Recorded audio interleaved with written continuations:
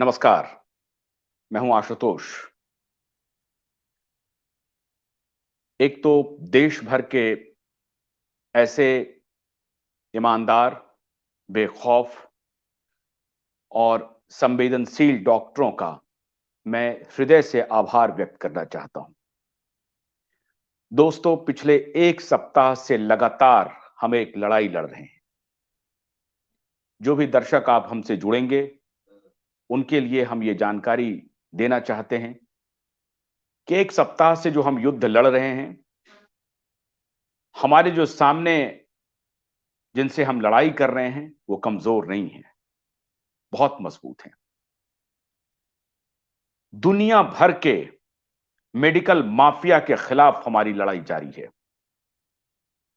देश के medical mafia के खिलाफ हमारी लड़ाई जारी है। स्टेट गवर्नमेंट के करप्ट ऑफिशियल के खिलाफ हमारी लड़ाई जारी है। सेंट्रल गवर्नमेंट के गलत नीतियों के खिलाफ हमारी लड़ाई जारी है। और हम दरवाजा खटखटा रहे हैं न्यायालय तक का। इस लड़ाई में हमारे साथ देश भर के ईमानदार, बेखौफ, बेहद संवेदनशील और जरूरतमंदों के साथ खड़े होने वाले वो डॉक्टर हैं जिनके सहारे हम ये लड़ाई लड़ रहे हैं। इसलिए मैं एक बार दोबारा हृदय से उनका आभार व्यक्त करता हूं। अगर वो नहीं खड़े होते तो हम इस लड़ाई को इस तरह से लड़ नहीं पाते। हमारे दर्शक बड़ी संख्या में अब हमारे साथ आ रहे हैं, लगातार हमें संदेश भेज रहे हैं कि आपकी इस लड़ाई में हम आपके साथ खड़े हैं। लड़ाई है मेडिकल माफियाओं के खिलाफ। हम पिछले 7 दिन से यह बताने की कोशिश कर रहे हैं कि कोरोना के नए वेरिएंट का फिर से खौफ पहुंचाया जा रहा है जनमानस में। और यह खौफ और कोई नहीं, खुद को जिम्मेदार कहने वाले वो डॉक्टर कर रहे हैं जो इन माफियाओं के साथ मिलीभगत में हैं। वो कॉरपोरेट हॉस्पिटल्स के डॉक्टर जो ना तो एपिडेमोलॉजिस्ट हैं, ना ही संक्रामक रोगों के विशेषज्ञ हैं, लेकिन वो नेशनल टेलीविजन चैनल पर रोज आकर के सुर अलाप रहे हैं और खौफ पैदा कर रहे हैं जनमानस में। उनके खिलाफ ये लड़ाई है। उन करप्ट ऑफिशियल के खिलाफ लड़ाई है जो एक ऐसा गाइडलाइंस तैयार कर रहे हैं जिसमें आम जन फंसते जा रहा है, आम जन परेशान हो रहा है और उनके पास कोई वे आउट नहीं है। हमने ये बीड़ा उठाया है कि हम पूरे देश भर में ओपिनियन बनाएंगे और सरकारों को मजबूर कर देंगे, स्टेट गवर्नमेंट को और सेंट्रल गवर्नमेंट को मजबूर कर देंगे कि आप जनमानस और विशेषज्ञों की बात सुनिए। साइंस से समझौता हो रहा है, विज्ञान से समझौता हो रहा है, विज्ञान को दबाया जा रहा है और क्वेक्स, वेस्टेड इंटरेस्ट के लोग अपने लाभ के लिए, अपने प्रॉफिट के लिए सारे तरह के समझौते कर रहे हैं। लेकिन उनके खिलाफ ऐसे साइंटिस्ट खड़े हो गए हैं जिन्होंने अपनी जिंदगी में कभी विज्ञान से समझौता नहीं किया। इसलिए मैं उनके सहारे आपको विश्वास दिलाता हूं कि इस लड़ाई को हम अंतिम दम तक लड़ेंगे और इन ताकतवर माफिया के खिलाफ, जिनके पास पैसे का गुरूर है, शासन का गुरूर है, इनके खिलाफ हम अपनी लड़ाई को जारी रखेंगे। कल एम्स जैसे इंस्टीट्यूट के डायरेक्टर वो एक बयान दे रहे थे। कमाल बात है कि हमारे यहां भी किताब लिखने का सिलसिला शुरू हो गया है। डॉक्टर एंथनी फॉची बीच में किताब लिख करके अपना व्यापार कर रहे थे। कोविड-19 में उन्होंने कुछ किताबें लिख दी। यहां भी हमारे यहां आईसीएमआर के प्रमुख ने एक किताब लिख दी है। उसके अब जब उसको प्रकाशित किया जा रहा था, पब्लिक डोमेन में उसकी विमोचन हो रहा था उस किताब का, तो उस किताब के विमोचन समारोह में एम्स के डायरेक्टर कह रहे हैं अब कि ऐसा लगता है कि ओमिक्रॉन तेजी से फैलेगा तो जरूर, लेकिन फैटल नहीं है, इसलिए डरने की जरूरत नहीं है। पहले कहा जा रहा था कि तीसरी लहर आ सकती है। आज भी इंडियन मेडिकल एसोसिएशन के ऑफिशियल कह रहे हैं तीसरी लहर आ सकता है। अब बताइए, इंडियन मेडिकल एसोसिएशन जैसी जिम्मेदार संस्था ये काम कर रही है, वो खुद ही कॉन्ट्राडिक्ट कर रहे हैं। नीति आयोग में जो अधिकारी बैठे हुए हैं, अब वो कह रहे हैं कि संभवतः तीसरा लहर नहीं आएगा। मतलब वेस्टेड इंटरेस्ट कह रहा है कि तीसरा लहर आएगा, लेकिन जब हम लोगों ने आवाज उठाई और साइंटिस्टों ने आवाज उठाना शुरू किया तो उनके जो वेस्टेड इंटरेस्ट थे वो पीछे हट रहे हैं। अब कह रहे हैं कि नहीं, तीसरा लहर नहीं आ सकता है।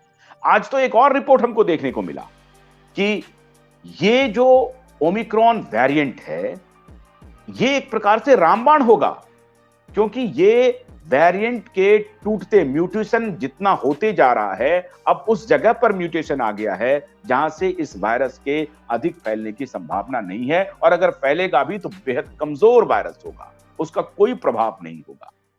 लेकिन बच्चों पर वैक्सीनेशन हो जाना चाहिए, बूस्टर डोज तैयार हो जाना चाहिए, प्रेग्नेंट वुमेन को सिक्योर करने के लिए बूस्टर डोज लगा देना चाहिए या उनको वैक्सीनेशन के घेरे में ले आना चाहिए।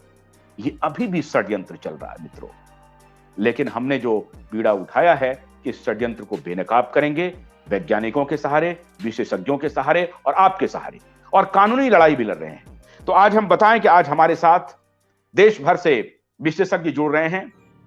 नागपुर से जुड़ रहे हैं नागपुर एम्स के epidemiologist doctor Arvind Kushwaha ji.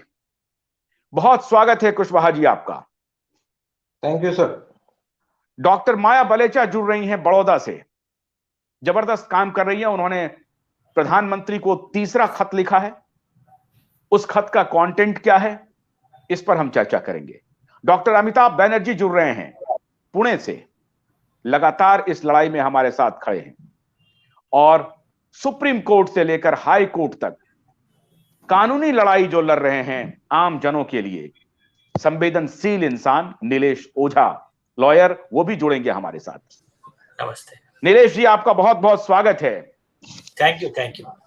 Doctor Kushwaha, doctor Balecha, doctor Banerjee और नीलेश जी, आप सबका बहुत बहुत शुक्रिया। जैसा मैंने कहा कि आप सबके सहयोग से हम इस लड़ाई को लॉजिकल कंक्लूजन तक ले जाएंगे। हम डरने वाले नहीं हैं उन माफियाओं से, उन मेन स्ट्रीम मीडिया माफियाओं से भी, जो लगातार इनके साथ कनाइवेंस करके हमारे जनमानस को डराने का काम कर रहा है। कल डॉक्टर संजय राय हमारे साथ थे, एम्स के एपिडेमोलॉजिस्ट थे। वो कह रहे थे कि हमसे ना तो पूछा जा रहा है, ना हम 3 में हैं ना 13 में हैं, कौन नीति बना रहा है ये कहना मुश्किल है। उन्होंने आवाज उठाई बड़ी मजबूती से, और आज एम्स के डायरेक्टर और आईसीएमआर के चीफ दोनों बैकफुट पर हैं। दोनों बैकफुट पर, यह हम लोगों की सफलता है, और हमको उम्मीद है कि आपके सहारे हम इस लड़ाई को प्रधानमंत्री कार्यालय तक और राष्ट्रपति भवन तक ले जाएंगे। आज से हम ये कोशिश कर रहे हैं कि सिग्नेचर कैंपेन चलाएं देश भर में, भुवनेश्वर से, कोलकाता से, मद्रास से, बेंगलोर से, सूरत से, बड़ौदा से, पुणे से, मुंबई से, हर जगह के डॉक्टर हमारे साथ खड़े हो रहे हैं। सब हमें व्यक्तिगत रूप से संदेश भेज रहे हैं कि आप इस लड़ाई को लड़िए, हम आपके साथ खड़े हैं। और आप जैसे योद्धा नीलेश जी अगर आप खड़े हैं तो हम कानून के सहारे भी उन्हें मात देंगे, क्योंकि हम सत्य को झुकने नहीं देंगे, सत्य को परेशान होने नहीं देंगे, ना सत्य को पराजित होने देंगे। विज्ञान जीतेगा, इसकी मैं गारंटी दे रहा हूं। विज्ञान जीतेगा। हम इन क्वेक के सामने, इन भ्रष्टाचारियों के सामने हम लोग हथियार नहीं डालेंगे। तो सबसे पहले डॉक्टर माया बलेचा, आज आपने पत्र लिखा है प्रधानमंत्री को, जरा उस पत्र का मजमून क्या है ये पढ़ करके हमारे दर्शकों को बताइए। ये हमारा प्रधानमंत्री को लिखा हुआ तीसरा खत है।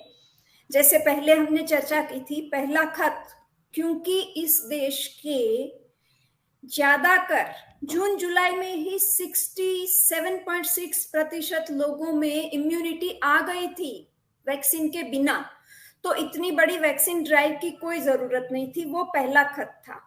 दूसरा, और जैसा आप बता रहे हैं, हम जरूर मानते हैं कि दूसरा खत जो हमने बच्चों को कोविड वैक्सीन नहीं देने के लिए खत लिखा था, और उसके बाद काफी आवाजें उठी है, उसके कारण आज तक वो अक्टूबर से बोल रहे हैं कि हम बस अब शुरू कर रहे हैं, मगर आप जैसा बोल रहे हैं थोड़ा बैकफुट पर है, बच्चों का वैक्सीन शुरू नहीं हो रहा है।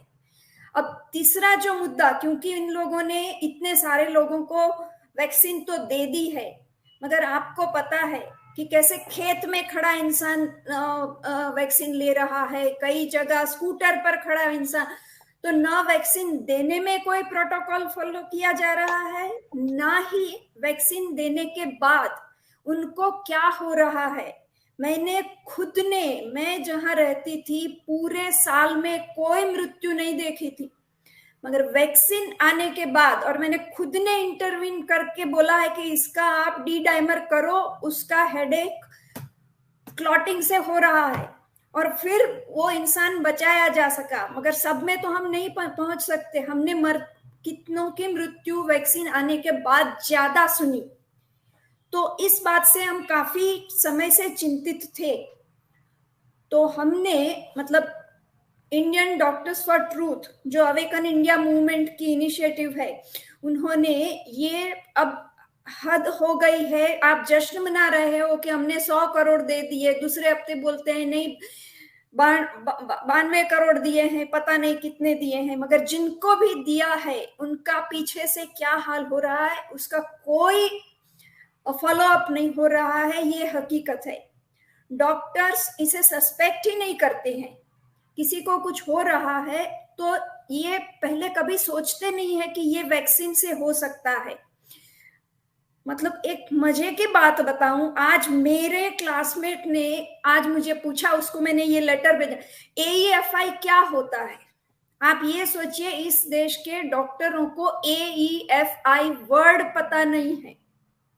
मतलब कि एडवर्स इवेंट्स फॉलोइंग इम्यूनाइजेशन, ये वर्ड मेडिकल कॉलेज में पढ़कर इतना इम्यूनाइजेशन प्रोग्राम चलते थे, पहले भी तो चलते थे, मगर ये वर्ड हमारे डॉक्टरों तक को पता नहीं होता है कि इम्यूनाइजेशन से कुछ हो सकता है और इसके फॉलो अप जरूरी है, इसका रिकॉर्ड जरूरी है, क्योंकि ये तो पूरा लंबा टाइम, तो क्या बोले, शॉर्ट टाइम के लिए भी ये पूरे सेफ्टी डेटा गवर्नमेंट ने अपनी साइट पर लिखा हुआ है कि हमारे पास कोविड-19 के वैक्सीन का सेफ्टी डेटा नहीं है। ये इतना क्लियर कट वर्ड से गवर्नमेंट ने तो लिख के दे दिया। इसके बाद जैसे कि हमने हमारे खत में लिखा है, पहले जैसे ही डॉक्टरों को देना शुरू किया तो जनवरी के महीने में 11 डॉक्टर्स की डेथ हो गई वैक्सीन के बाद। तभी कितने सारे वायरोलॉजिस्ट, दूसरे हेल्थ केयर में फील्ड में काम करने वाले डॉक्टर्स वगैरह ने अपने हेल्थ मिनिस्टर को, फिर हमारे NTAGI के चेयरपर्सन NK अरोरा जी को, सबको लिखा कि आप ये मॉनिटरिंग करो। हर बार हाँ बोलते हैं, वो खुद NTAGI में भी है और वो खुद AEFI कमिटी में भी है, मगर doctor NK Arora, Audio not clear, madam. audio is not clear. No, yes, it is coming. Yes, it is coming. Yeah, please go ahead. So हमने लेटर की शुरुआत ही वहीं की है कि डॉक्टर NK अरोरा, जो खुद दोनों में है, वैक्सीन देने में भी चेयरपर्सन है और वो AEFI कमिटी में भी वो खुद है, तो उनका, और जनवरी से उनको ये लोग रिक्वेस्ट कर रहे हैं, वार्निंग दे रहे हैं कि इसका मॉनिटरिंग होना चाहिए।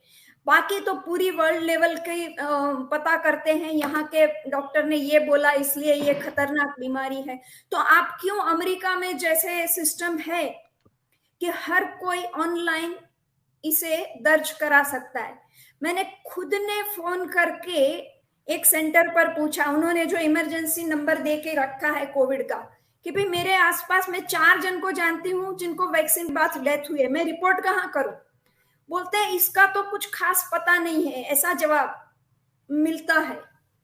तो हमारा ये खत में प्राइम मिनिस्टर को लिखा है, उसमें definitely we want to emphasize कि डॉक्टर NK अरोरा ने जनवरी में, फरवरी में, फिर मई महीने में, आप बोलो जनवरी फरवरी में उनको वार्निंग दी गई है, मई महीने में वो खुद बोल रहे हैं कि कि हाँ AIFI रिपोर्टिंग की सिस्टम ठीक नहीं है, वो ठीक करनी चाहिए, सबको पता होना चाहिए, पब्लिकली डिस्प्ले होना चाहिए, होता कुछ नहीं है। मई महीने से वो खुद कह रहे हैं, मगर उसके बाद कुछ हुआ नहीं है। और आप समझिए कि हम न्यूज़पेपर में पढ़ते रहते हैं कि इसके रिपोर्ट्स आते रहते हैं कि इतने लोगों को, एक वेबसाइट के हिसाब से 10,000 से ज्यादा लोगों को की डेथ हुई है, वो तो न्यूज़पेपर रिपोर्ट्स कलेक्ट किए हुए हैं। आप मतलब वो अवेकन इंडिया मूवमेंट की ही वेबसाइट है कि जैसे जैसे न्यूज़पेपर में देश के किसी भी कोने से आता था तो उसका, और AIFI कमिटी के पास सिर्फ 300-400 आता है, उसमें से वो 200 कुछ करते हैं, उसका स्टडी करते हैं, और जाके सिर्फ एक, आप सोचिए, सिर्फ एक थ्रोम्बोसाइटोपिनिया, मतलब जो ब्लड क्लॉटिंग होता है उसके बाद थ्रोम्बोसाइट्स कम हो जाते हैं, मतलब हेमरेज भी होता है। आजकल हम इतने सारे हार्ट अटैक सुन रहे हैं, ब्रेन हेमरेज सुन रहे हैं, पर्सन कोलैप्स हो गया, उल्टी होके मर गया। उल्टी कैसे होती है? ब्रेन में कुछ होता है, पहली बात उल्टी होती है इंसान को। आप ये सोचिए कि USA और यूरोप में जहां भी 1%, पहले का अभ्यास है कि सिर्फ 1% AIFI रिपोर्ट होते थे, वहां लोग करते नहीं है कि कौन करे चलो छोड़ो, कौन करे चलो छोड़ो।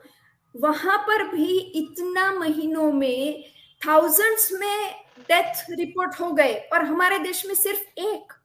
जो कोविशील्ड को 16 देशों ने बैन कर दिया है, कई देशों में 30 से नीचे, कोई देश ने 45 के नीचे, शुरू में जर्मनी ने 60 से नीचे, तो ये देने का ही नहीं। वो वैक्सीन हमारे देश में 80% लोगों को वो मिला है, और सिर्फ एक बंदा हेमरेज थ्रोम्बोसाइटोपिनिया से मरा हो, ये हो सकता है? मतलब किसी की समझ में ना आए ऐसे इस तरह का। और जब यूरोपियन अथॉरिटी को इसका देने के लिए, रिपोर्ट देने के लिए बोला, तो हमारे पास कोई उसका पूरा रिकॉर्ड नहीं था, इसलिए हमारे देश का इवैल्यूएशन हो ही नहीं सका कि कोविशील्ड से या किसी भी वैक्सीन से क्या क्या हो रहा है, क्योंकि कोई रिकॉर्ड ही नहीं चल रहा है। खुद तो डॉक्टर माया, आप अभी जो प्रेग्नेंट वुमेन को लगाने के लिए भी बहुत ज्यादा प्रेशराइज किया जा रहा है, इसको लेकर भी आपने कोई इस खत में कुछ मेंशन किया है प्राइम मिनिस्टर को? देखिए, इस खत में हम अभी सिर्फ कि भाई जिन्होंने वैक्सीन लिया है उनको कुछ भी गलत असर आ रहा है उसकी रिपोर्टिंग का, ये खत उसके लिए था। इसके पहले वाला जो सबसे पहला था, तभी से हम कह रहे हैं कि हमारे देश में किसी को भी वैक्सीन देने की जरूरत नहीं है, आप स्टॉप करो ये वैक्सीन ड्राइव। जो दूसरा खत लिखा उसमें तो प्रेग्नेंट वीमेन को देने की ये सोच सकते हैं वही सबसे, क्योंकि जब से एक बहुत बड़ी ट्रेजेडी हुई थी थैलिडोमाइड की, कि एक पेन किलर देना शुरू कर दिया था, उसके बाद हाथ पैर बिना के बच्चों का जन्म शुरू हो गया। तब से एक क्या बोलते हैं, थंब रूल बन गया है कि प्रेग्नेंट वीमेन को आप लंबे दौर तक टेस्ट किए बिना कोई दवाई नहीं दे सकते। अभी ये वैक्सीन तो इवन बाकी लोगों के लिए भी लंबे टाइम के लिए कोई इसकी जांच नहीं हुई है, ऐसा वैक्सीन, और वो भी किस रोग के लिए, जिस रोग की 0.05% इन्फेक्शन मोर्टालिटी रेट है, जो एक सीजनल फ्लू से भी कम है। या अगर एक उम्र के बाद या तो आपको बहुत सारी कोमॉर्बिडिटीज है, तो आपको ये नहीं, तो दूसरा पहले भी इन्फ्लुएंजा वायरस से भी न्यूमोनिया होके लोग मरते थे।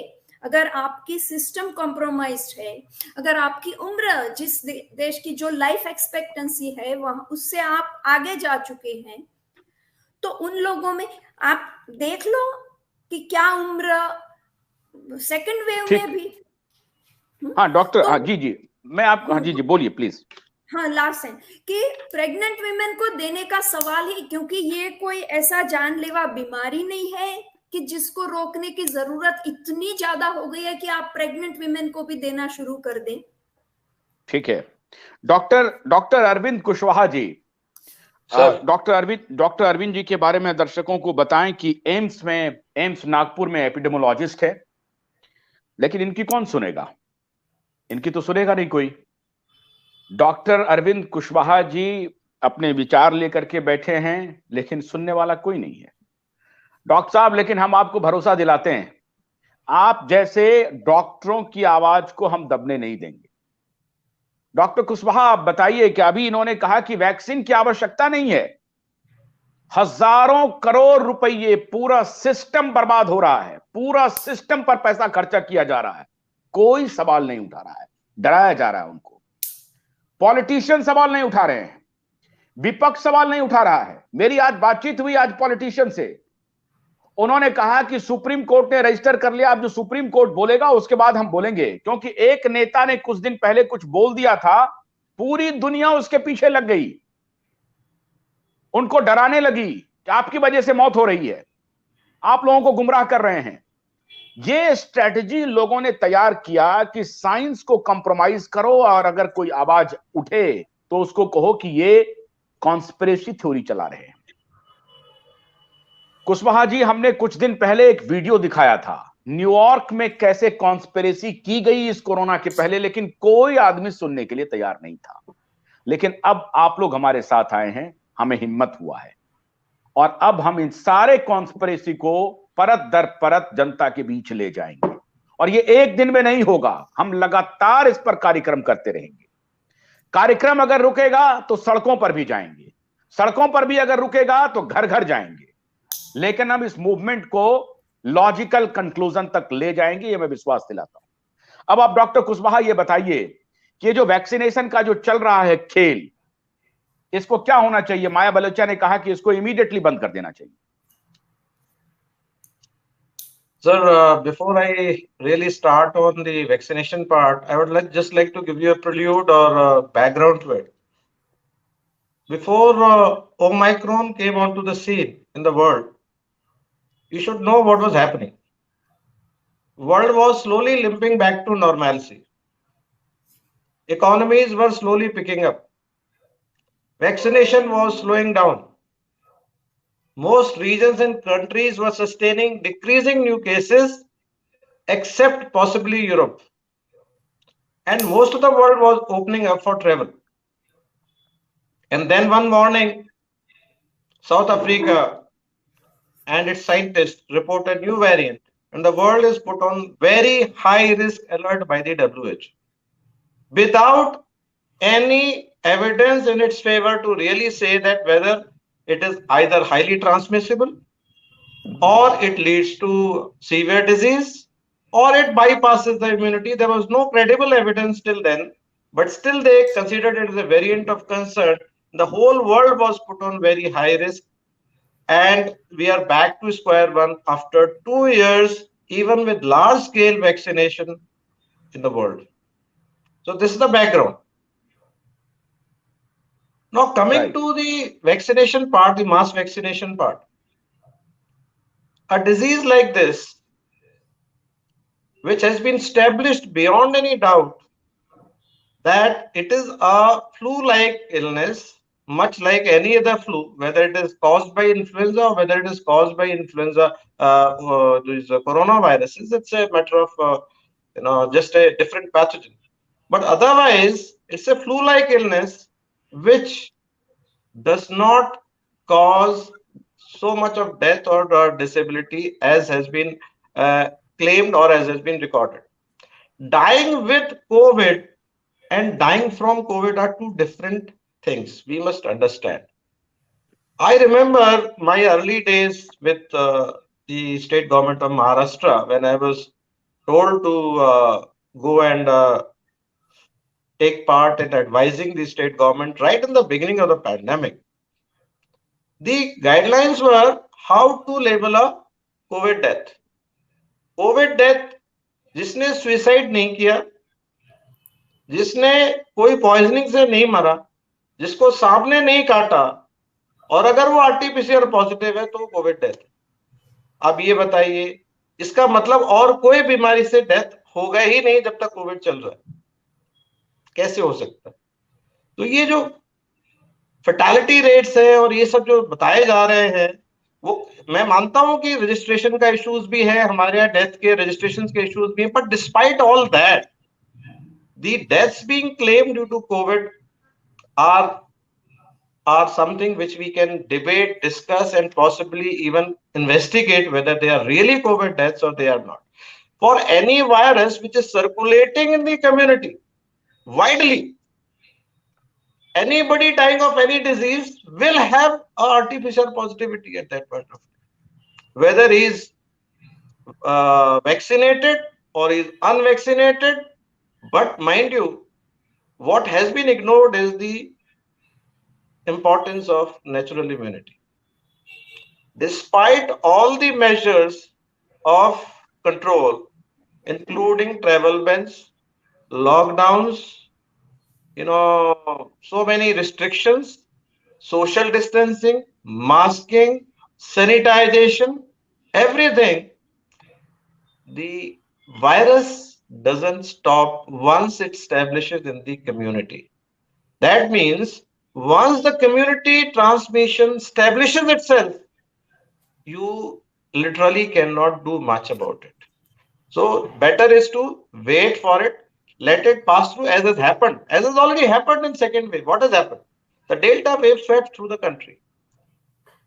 And finally, we are here with almost 80 to 90% of immunity from natural infection as well as vaccinated combined.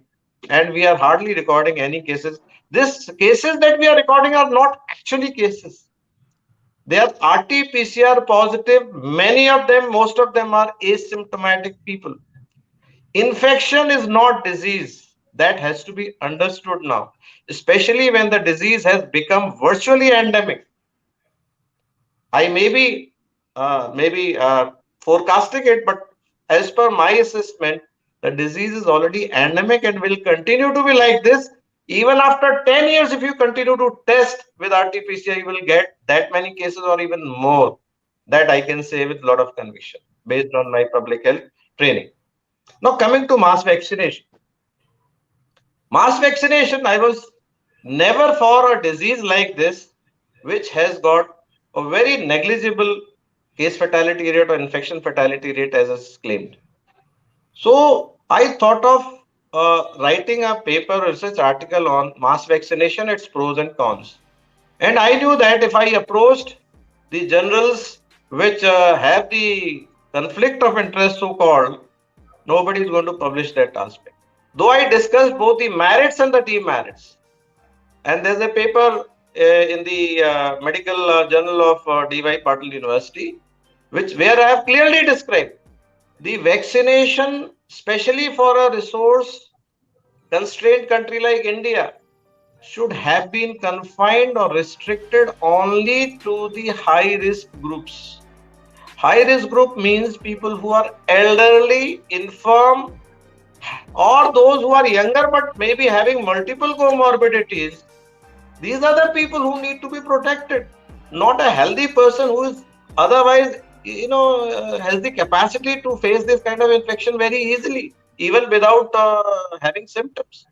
So mass vaccination of everyone in this disease is definitely a big no from my side. This is my personal opinion and based on these epidemiological facts and the public health facts. Now, there are multiple aspects to this mass vaccination. Number one is why this is not correct is firstly that natural immunity is very strong, long lasting, and much of India has already been exposed. So therefore, any further mass vaccination is not warranted. This is my clear conviction. Number two is current COVID-19 vaccines that are in use are not able to prevent infection and not able to prevent transmission. So where is the logic for continuing with this kind of a mass vaccination. It offers a personal protection and individual protection against severe disease. I do agree. And I do recommend people who have got very high risk for a severe disease must be protected and they must be given vaccine. There is no doubt about that.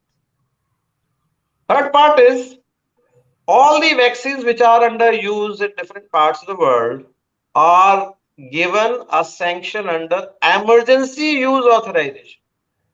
Right. I do not understand what is the emergency now.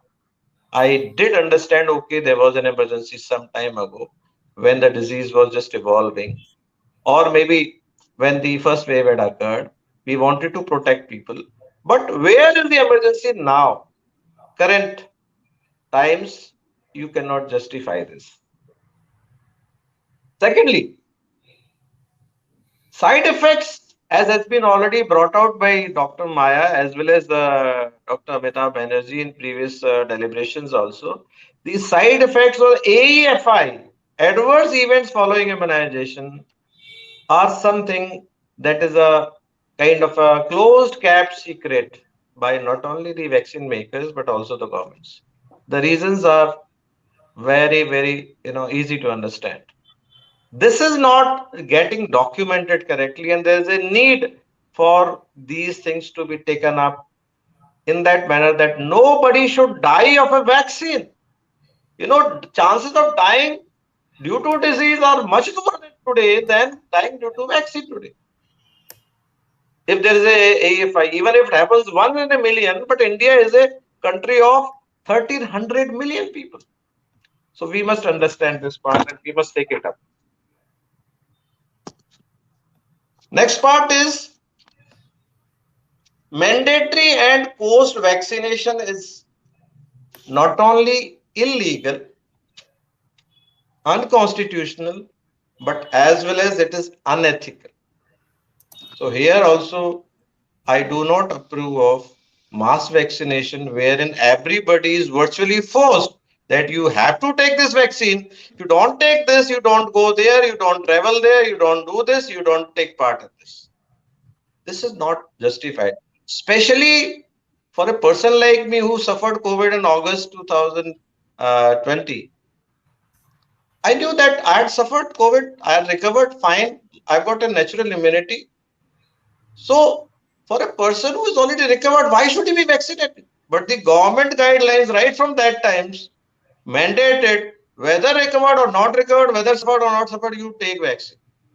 What is the basis? I do not understand. If we had taken out these people who were recovered from COVID, we would have saved a lot of money and could have used it better in many other places in the fight against this pandemic. So a lot of wastage of money has gone down the drain while vaccinating those who never needed that. And this is also against medical ethics. Whether I take a particular drug or not, or I take a particular vaccine or not, is my individual right. And that has been upheld by various courts in the country. So I think Advocate Sir would further highlight on that. So these are the reasons that I feel mass vaccination was never justified, and of course, even now it is unjustified. So doctor, thank you, doctor. You are saying, doctor, that these mafias are compromising with science indeed, ethics indeed, morality indeed. They don't follow any ethics, they don't follow any morality. And with them, all the respective governments are completely in connivance with. They are issuing guidelines and nothing is being done. So now it is in fact a very strong subject of natural immunity. Dr. Amitabh Banerjee, अब क्या करना चाहिए सरकार को? नीलेश जी के पास तो हम आएंगे ही आएंगे. डॉक्टरों को खड़ा होना चाहिए कि नहीं होना चाहिए? बहुत ही कैटेगोरिकली इन्होंने इनलिस्ट किया. माया जी ने संदेश भेजा कि डॉक्टर साहब अगर इनलिस्ट करेंगे, उन्होंने बहुत पहले ही, मेरे कहने से पहले ही उन्होंने इनलिस्ट कर लिया. एक इनलिस्ट कर दें अगर आपकी what should be our demand to the government? Demand to the government, like very well brought out by Arvind, Dr. Arvind, whatever points has been raised by him, either they should think on those lines, they should open a debate, और if they don't think on those lines, अगर ऐसे सोचते नहीं है या उनसे सहमत नहीं है, डॉक्टर अरविंद के जितने भी पॉइंट्स थे बहुत ही लॉजिकल और साइंटिफिक पॉइंट्स थे, अगर वो उसके बारे में अभी सरकार को सोचना चाहिए, पॉलिसी उसी प्रकार से विवाद करे, और अगर नहीं करते हैं तो इसको डिबेट करे, आलोचना करे या इसको रिबट करे, इसके काउंटर करे विथ साइंटिफिक एविडेंस, क्योंकि जितने भी पॉइंट्स डॉक्टर अरविंद ने रखे हैं they are based on number of studies, number of scientific and basically number of common sense and public health principle. जैसे उन्होंने कहा कि it is not only matter of अगर बेनिफिट होता कि नहीं होता है, बट जो डिजीज जो नॉर्मल पर्सन में जिसका mortality is negligible, particularly in children, it is the, इससे कोई मृत्यु नहीं होती है जो बच्चा हेल्दी है, बल्कि जैसे डॉक्टर माया ने भी बोला, डॉक्टर अरविंद ने भी बोला कि इन्फ्लुएंजा जो फ्लू होता है उसका जो डेटा है H1N1 या इन्फ्लुएंजा का जो डेटा है वो ज़्यादा हानिकारक है बच्चों के लिए, उनके बच्चों के डेथ फ्लू से ज़्यादा होता है, कोरोना से कई गुना ज़्यादा होता है। तो फ्लू के लिए तो कभी हमने ऐसा बंद नहीं किया स्कूल और ऐसा मास वैक्सीनेशन प्रोग्राम नहीं किया। और इसके अलावा मैं हमेशा बोलता हूँ, हर फोरम में बोलता हूँ कि हमारे यहाँ 2000 बच्चे मर रहे हैं काफ़ी बीमारियों से, डेंगू से मर रहे हैं, हेपेटाइटिस से मर रहे हैं, डायरिया से मर रहे हैं, टाइफाइड से मर रहे हैं। टाइफाइड का वैक्सीन है, 3% आफ्टर ट्रीटमेंट भी 3% उसका मृत्यु दर है। तो ये तो इससे काफ़ी ज़्यादा है, कोविड से काफ़ी ज़्यादा है। उसके लिए तो हम मास वैक्सीनेशन नहीं करते हैं। तो अगर ये मास वैक्सीनेशन में फिजूल का हम पैसा खर्चा कर रहे हैं, इस पैसे से हम 2000 जो बच्चे मरते हैं उस रेट में काफ़ी कमी ला सकते हैं। तो हमको क्या, पब्लिक हेल्थ हर कंट्री का अलग प्रायोरिटीज होता है। तो अभी हम अपना कंट्री का प्रायोरिटी को बिल्कुल नज़रअंदाज कर दिया है। जो वेस्टर्न वर्ल्ड जो बोल रहा है, उनके यहाँ दूसरे कम्युनिकेबल डिजीज नहीं है, उनके यहाँ टीबी नहीं है, टाइफाइड नहीं है, डायरिया नहीं है, हेपेटाइटिस नहीं है, तो वो ये सब कर सकते हैं, पर हमको ये कोई वजह नहीं है। और दूसरी बात है, उनके यहाँ कौन लोग मर रहे हैं, जैसे डॉक्टर माया ने बोला 80 ईयर्स के ऊपर लोग मर रहे हैं, उनका लाइफ एक्सपेक्टेंसी ज़्यादा है। तो that is the terminal stage of end of life, these are the events which occur end of life में होता है। तो वो बच्चों में हम उसको प्रोजेक्ट नहीं कर सकते और बच्चे को हम वैक्सीनेशन करें, तो ये बिल्कुल ही गलत चल रहा है। ये हमारा जो पब्लिक हेल्थ प्रिंसिपल्स है, हमारे जो डिजीज़ प्रायोरिटीज़ है, हमारे जो मेन बीमारियां है, सबको मालूम है, टीबी है, टाइफाइड है, हेपेटाइटिस, नॉर्मल चीज़ के लिए आपको गवर्नमेंट अस्पताल में गरीब आदमी को इलाज नहीं मिलता है। तो इतना पैसा खर्च करके। डॉक्टर बैनर्जी, आपका जो एसोसिएशन है, Indian medical association, a responsible body of doctors, they are issuing statement every day कि बूस्टर डोज ले लीजिए, बूस्टर डोज करना बहुत जरूरी है, डबल डोज तो होना ही चाहिए, 50% हो गया है डबल डोज, अब बूस्टर डोज इंट्रोड्यूस कर देना चाहिए। इसके बारे में क्या कहेंगे आप? इंडियन मेडिकल एसोसिएशन जो है ये पूरा कमर्शियल इन्फ्लुएंस में है। ये खाली कोविड के टाइम से ही नहीं है, डॉक्टर ओझा को भी मालूम होगा, पहले भी जो एक्ट लाने की कोशिश की है रिफॉर्म के लिए to pricing of hospital services and all, उन्होंने बड़ा स्ट्रॉन्ग अपोजिशन किया है। So these IMA and other bodies are based on the interest of the commercial corporate medical services, and these are controlled by the pharma industry. इनके जो भी conferences होते हैं या सेमिनार होते हैं या कई चीज़ें डायरेक्टली नहीं होता है, इनडायरेक्टली होता है, क्योंकि डायरेक्टली तो मेडिकल काउंसिल ऑफ इंडिया ने बोला था कि नो, ये should be taken from the pharma companies, but they are other methods now. पहले क्या होता था, जैसे मैं कल भी बता रहा था कि पहले क्या होता था, एक डॉक्टर के पास एक मेडिकल रेप आता था बैग लेके, तो वो उसको कुछ फ्री सैंपल्स देता था। अभी वो बोला नहीं ये नहीं होगा, there is conflict of interest the medical. तो अभी क्या होता है, वो एक एक को बैग लेके जाने के नहीं है, पूरा एसोसिएशन को ही अपने इसमें ले आते हैं इन्फ्लुएंस में, डायरेक्टली और indirectly, by different incentives and by different support to the society. तो ये इसके बारे में तो ये नेमलेस फेसलेस ऑर्गेनाइजेशंस होते हैं, इसको ये जो वेव है throughout the world, all the big organizations which should ensure good standards and uphold integrity, they are compromised. इनको अगर आप इनको अटैक कर दोगे तो फिर अपने आप नीचे वाले सब कंट्रोल में आ जाते हैं। नीलेश जी, आप बड़ी देर से सुन रहे हैं। नीलेश जी, आपके पास मैं 2-3 सवाल एक साथ पूछ रहा हूं। एक तो वो डॉक्टर जो नेशनल टेलीविजन चैनल पे आके बोल रहे हैं कि डबल डोज ले लीजिए और वैक्सीनेशन ही हमारे लिए सबसे फुल प्रूफ औजार है, क्या उनके खिलाफ डायरेक्टली मुकदमा होना चाहिए? क्योंकि वो झूठ बोल रहे हैं, वो किसी के साथ मिल करके ये फैला रहे हैं, नंबर 1। जैसे आज हमारे डॉक्टर अरविंद कुशवाहा ने बहुत कैटेगोरिकली थ्रेडवेयर उन्होंने सब कुछ सामने में रखा कि भाई नेचुरल इम्यूनिटी होने के बाद ये अनएथिकल है, साइंस के खिलाफ है, विज्ञान के खिलाफ है, और विज्ञान के खिलाफ हो करके ये मानवता का नुकसान कर रहा है। मानवता का नुकसान खाली विज्ञान के रूप में नहीं कर रहा है, आर्थिक रूप में भी कर रहा है। हजारों लाखों जॉब्स चले गए हैं, लाखों घर बर्बाद हो गए हैं। आपने खुद कहा कि 4000 करोड़ रुपए का लोन लिया गया है। अब ये रिपोर्ट आया है, मैं इसकी जांच करूंगा, लेकिन ये कहा जा रहा है कि लोन लेकर के लोग कोरोना से जो पीड़ित हुए हैं, जिस आर्थिक परेशानी से गुजर रहे हैं, उसको चुका रहे हैं। ऐसी हालत में, और वो संगठन, वो संस्थान, इसके लिए जिस बिरादरी से मैं आता हूं, मुझे बहुत अफसोस है, बहुत शर्म आती है, दुख है कि मैं उस बिरादरी से आता हूं। 25 साल मैंने टेलीविजन मीडिया को दिया, और आज मैं दुख के साथ कह रहा हूं कि इन्होंने अपनी नैतिकता को बेच दिया है, बेईमानी ओढ़ ली है इन्होंने, और पता नहीं किसके दबाव में हो रहा है। बहुत सारे ऑर्गेनाइजेशंस के तो हॉस्पिटल हैं, उनके रिलेटिव का हॉस्पिटल है, वो सब आकर के बयान दे रहे हैं। तो नीलेश जी, आप तो कानूनी लड़ाई लड़ रहे हैं, ये मीडिया हाउसेस के खिलाफ, ऐसे डॉक्टर के खिलाफ जो इलॉजिकल, नॉन साइंटिफिक, अनएथिकल झूठ फैला रहे हैं समाज में, और एक प्रकार से समाज को हाईजैक कर लिया है, बीमार कर दिया है। पूरी मानव सभ्यता बर्बाद हो रही है। इसका क्या इलाज आपने ढूंढा है कानून में? हाँ,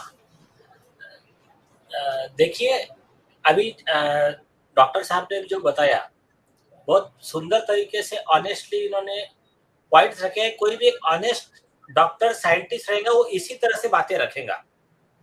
लेकिन कुछ वेस्टेड इंटरेस्ट वाले कुछ डॉक्टर्स हैं जिन्होंने या तो वैक्सीन कंपनियों की तरफ से स्पॉन्सरशिप लेकर, या फिर ब्राइब लेकर, या और उनके कई रीजन है, या तो फिर बेवकूफ है। तो ये लोग क्या कर रहे हैं, प्रमोशन कर रहे हैं कि सबका वैक्सीनेशन होना चाहिए, 2 डोज लिए तो तीसरा डोज लीजिए।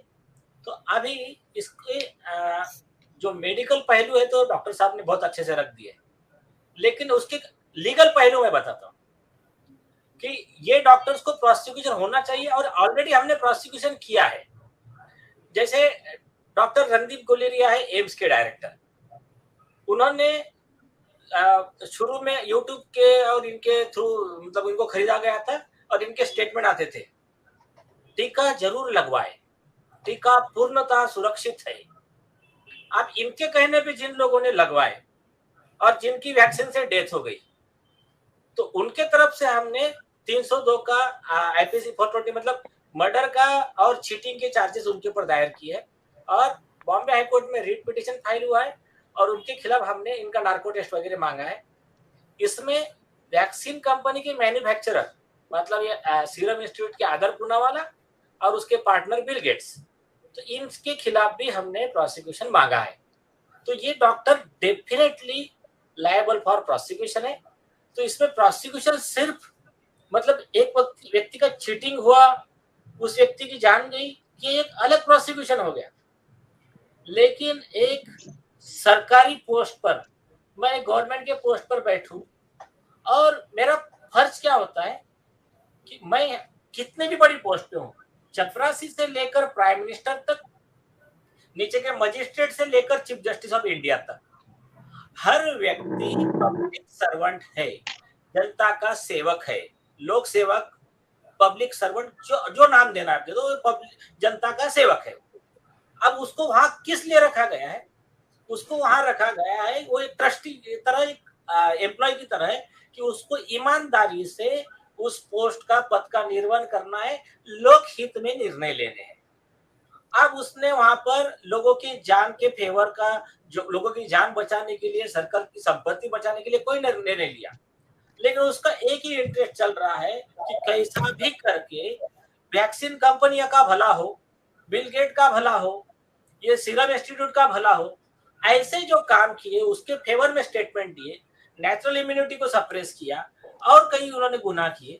तो ऐसे हर, चाहे वो डॉक्टर रणदीप गुलेरिया हो, चाहे वो टास्क फोर्स के मेंबर हो, एक दूसरे और एक चीटर है वो क्या समीरन पांडा आईसीएमआर पुणे के, ऐसी लिस्ट है हमारे पास सबकी विथ एविडेंस एंड प्रूफ्स। तो ये सब लोगों के खिलाफ में एक दूसरा स्ट्रॉन्ग सेक्शन लगता है, वो है आईपीसी 409।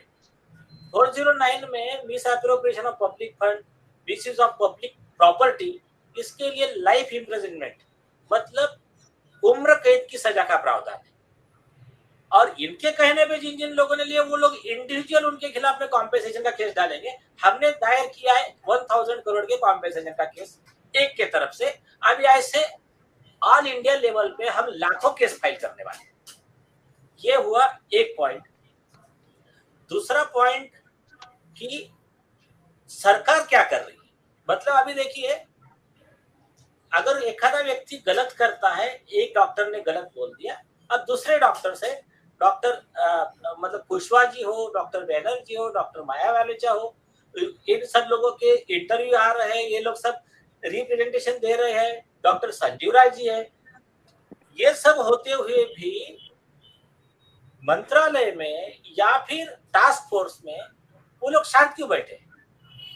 तो लॉ में act of commission is offence, act of omission is offence.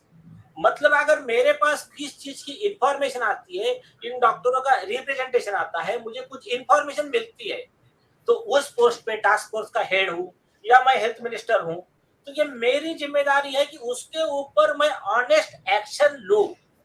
अगर मेरी काम करने में, मेरी एक्शन में मैं फेल होता हूं, तो इसके लिए मैं, या फिर सपोज इन्होंने लेटर भेजा, इसमें साबित हो गया कि ये गलत सजेशन दिया गया है अपना रणदीप गुलेरिया ने, हमने तो पहले नोटिस दिया था मनसुख मांडविया जी को कि आप ये टास्क फोर्स के मेंबर, ये रणदीप गुलेरिया ने, सबके ऊपर प्रोसिक्यूशन लॉन्च करो। उन्होंने अभी तक पेंडिंग में रखा है। तो ये जो डिले हुआ है, तो डिले या फिर आरोपी को बचाने के लिए किया गया कोई भी कार्य, उसके लिए ये सभी इवन हेल्थ मिनिस्टर, ये सभी लोग आईपीसी 218, 201, 202 इसमें भी अक्यूज होते हैं। और एक यह है 120B जो कहता है कॉन्स्पिरेसी। तो 120B क्या कहता है कि एक कॉन्स्पिरेसी बनाई गई वैक्सीन कंपनी द्वारा कि ये देश के सब लोगों को वैक्सीनेट करना है, उनकी इम्यूनिटी खराब करना है, उनकी जान लेना है, जो भी उनका प्लान है, और खुद का फायदा कराना है। तो उस कॉन्स्पिरेसी के हेल्प करने के लिए अगर कोई डॉक्टर स्टेटमेंट देता है, कोई एक आधा व्यक्ति आर्टिकल पब्लिश करता है, ये मीडिया वाले अगर उसके सपोर्ट में नैरेटिव चलाते हैं, तो इन सब के लिए आईपीसी 120B है। और एक सेक्शन है section 10 of evidence act. Section 10 of evidence act में ये सब लोग सिमिलर सजा के हकदार है। अगर वैक्सीन मैन्युफैक्चरर अगर मर्डर की सजा का हकदार है, तो ये अदर मीडिया वाले भी, रणदीप गुलेरिया भी को अक्यूज रहेंगे और सिमिलर सजा इनको होगी लॉ के हिसाब से। मीडिया ने जो रिपोर्टिंग की है, क्या आपने मीडिया को सर्च किया है? क्या आपने मीडिया को इन्वॉल्व किया है कि मीडिया ने जो रिपोर्टिंग की उस दौरान? मैं तो आज भी इस विचार से हूं कि जो सेकेंड वेव आया, वो वेव भी ओवर रेट किया गया। मैं उसको बढ़ाया गया, पैनिक क्रिएट किया गया, और लोग, बहुत सारे लोग तो पैनिक होकर के अपनी जान गंवा दिए हैं। कमाल है, ये इतने संवेदनहीन हैं, हम कल्पना नहीं कर सकते हैं। जिन्होंने अपने स्वजनों को खोया है, जिन्होंने अपने परिजनों को खोया है, यंग लड़के, यंग लड़कियां, उनको उन्होंने पैनिक करके जिनको कोई बीमारी थी उनको वायरस किया, फिर कोई और बीमारी हो गई और इस तरह से दहशत हुआ, ऑक्सीजन नहीं है, रेमडेसिविर लगा दो, कई सारे स्टेरॉइड चला दिए गए जो कि कोई उसके लिए जरूरत नहीं था। वो अभी डॉक्टर कुशवाहा बताएंगे कि उस दौरान क्या क्या हुआ। तो ये जो मीडिया वाले लोग हैं जिन्होंने ये रिपोर्टिंग किया और आज भी कर रहे हैं, इररिस्पॉन्सिबल रिपोर्टिंग कर रहे हैं, क्या इनके फुटेज आप लगाएंगे? अगर आप कहेंगे तो मैंने कुछ रिकॉर्ड किए हुए हैं, आपको मैं भेज दूंगा उसकी कॉपी। यस यस, बहुत आपने बहुत अच्छा स्टडी कर ये मुद्दा उठाया है। मतलब आपके जैसे इन्वेस्टिगेटिव जर्नलिस्ट बहुत कम है। तो ये इस मुद्दे के बारे में आपको बताना चाहता हूँ कि इनका फ्रॉड आपको 2 मिनट में समझ में आ जाएगा। जब सेकंड वेव आई थी, बहुत सही कहा आपने, सेकंड वेव आई थी, सेकंड वेव किस दिन खत्म हो गई आप चेक कर लो। जिस दिन संबित पात्रा बीजेपी के स्पोक्स पर्सन है, इन्होंने कंप्लेंट दिया दिल्ली पुलिस को कि ये जो टूल किट है इनका, ये टूल किट के तहत ये मीडिया में न्यूज चलाई जा रही है। दिल्ली पुलिस ने इन्वेस्टिगेशन स्टार्ट किया, ट्विटर को नोटिस दिया। उस दिन से ये सब मीडिया हाइप, गंगा में इतनी लाशें, सब बंद हो गया। तो सेकंड वेव इन्वेस्टिगेशन के तुरंत बाद में बंद हो गई। ये एक चीज आप चेक कर लेना, किस दिन क्या आ रहा था और किस दिन क्या हो रहा था। सेकंड थिंग, इनका दूसरा फ्रॉड जो है, हमने ये मीडिया के खिलाफ में ये जो विषय है ऑलरेडी एक कंप्लेंट दिया है, उसमें इन्वेस्टिगेशन मांगा है और इनको सबको 120 में एक्यूज बनाने को कहा है मीडिया को, और उसमें एनडीटीवी को लिया है और एक न्यूज कंपनी है। जो लोग डॉक्टर फौजी को इंटरव्यू में बुला के कैसा भी करके एक ही चीज, एक ही नैरेटिव पूरी तरीके से डॉक्टर फाउची को बुला करके, ये संस्थान जिसका अभी आपने नाम लिया, मैं तो कॉन्स्टेंटली इसको देख रहा हूं, सभी चैनल हैं वैसे तो, लेकिन ये तो कमाल का चैनल है, ये तो अद्भुत चैनल है। ये तो डेमोक्रेट भी है, रिपब्लिकन भी है। कब रिपब्लिकन हो जाता है, कब डेमोक्रेट होता है, नोबडी नोज।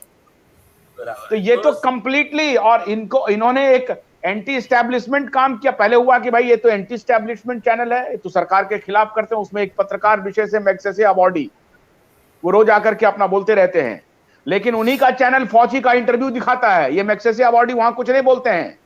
ये मैग्सेसे अबॉडी जो हैं, इनको भी लाऊंगा घेरे में। ये कभी ये नहीं बोल रहे हैं कि इस कोरोना के ओरिजिन का तहकीकात होना चाहिए। मैग्सेसे अबॉडी जो अपना स्क्रीन ब्लैक कर रहे थे, ये मैग्सेसे अबॉडी अपना स्क्रीन ब्लैक कर रहे थे, लेकिन मानवता की हत्या हो रही थी और इस मानवता की हत्या में ये शागिर्द बन के खड़े थे, ये मैग्सेसे अबॉडी। अब मैग्सेसे अवार्ड का भी खुलासा करेंगे कि कैसे कैसे खेल होता है मैग्सेसे अवार्ड का, उस पर भी आएंगे हम। तो फिलीपीन से कैसे किया जाता है, रॉकफेलर ब्रदर्स कौन है, किसने नेचुरोपैथी को किल किया। Yes, we have all the information. Correct. If we come with research.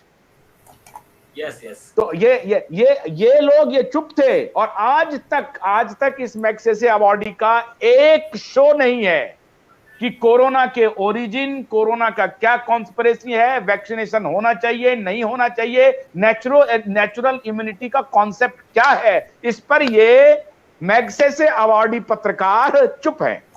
Yes yes. तो हाँ जी, आगे बोलिए। हाँ, तो इन सभी को हमने एक्यूज बनाया है और उसका एक इन्वेस्टिगेशन का कहा गया, और अभी तुरंत में उसका हमारा सीबीआई इन्वेस्टिगेशन का रीड जा रहा है कि कोर्ट के मॉनिटर्ड इन्वेस्टिगेशन हमने मांगा है। हमने हमारे पूरे प्रूफ्स वगैरह दे दिए। इन्होंने क्या किया, एक ही नैरेटिव चलाया, कैसा भी करके वैक्सीन, मतलब कुछ भी हो। आपको एक और जोक बताऊंगा। परसों के दिन एक टीवी पे न्यूज चल रहा था, इधर एक न्यूज चल रहा है कि जो मतलब ओमिक्रॉन आया है विदेशों से, और केवल वैक्सीनेटेड पीपल को ही इंटरनेशनल ट्रैवल की परमिशन है, तो वैक्सीनेटेड लोगों में आया है, उन्होंने लाया है, मतलब वैक्सीन ओमिक्रॉन के इसमें फेल है।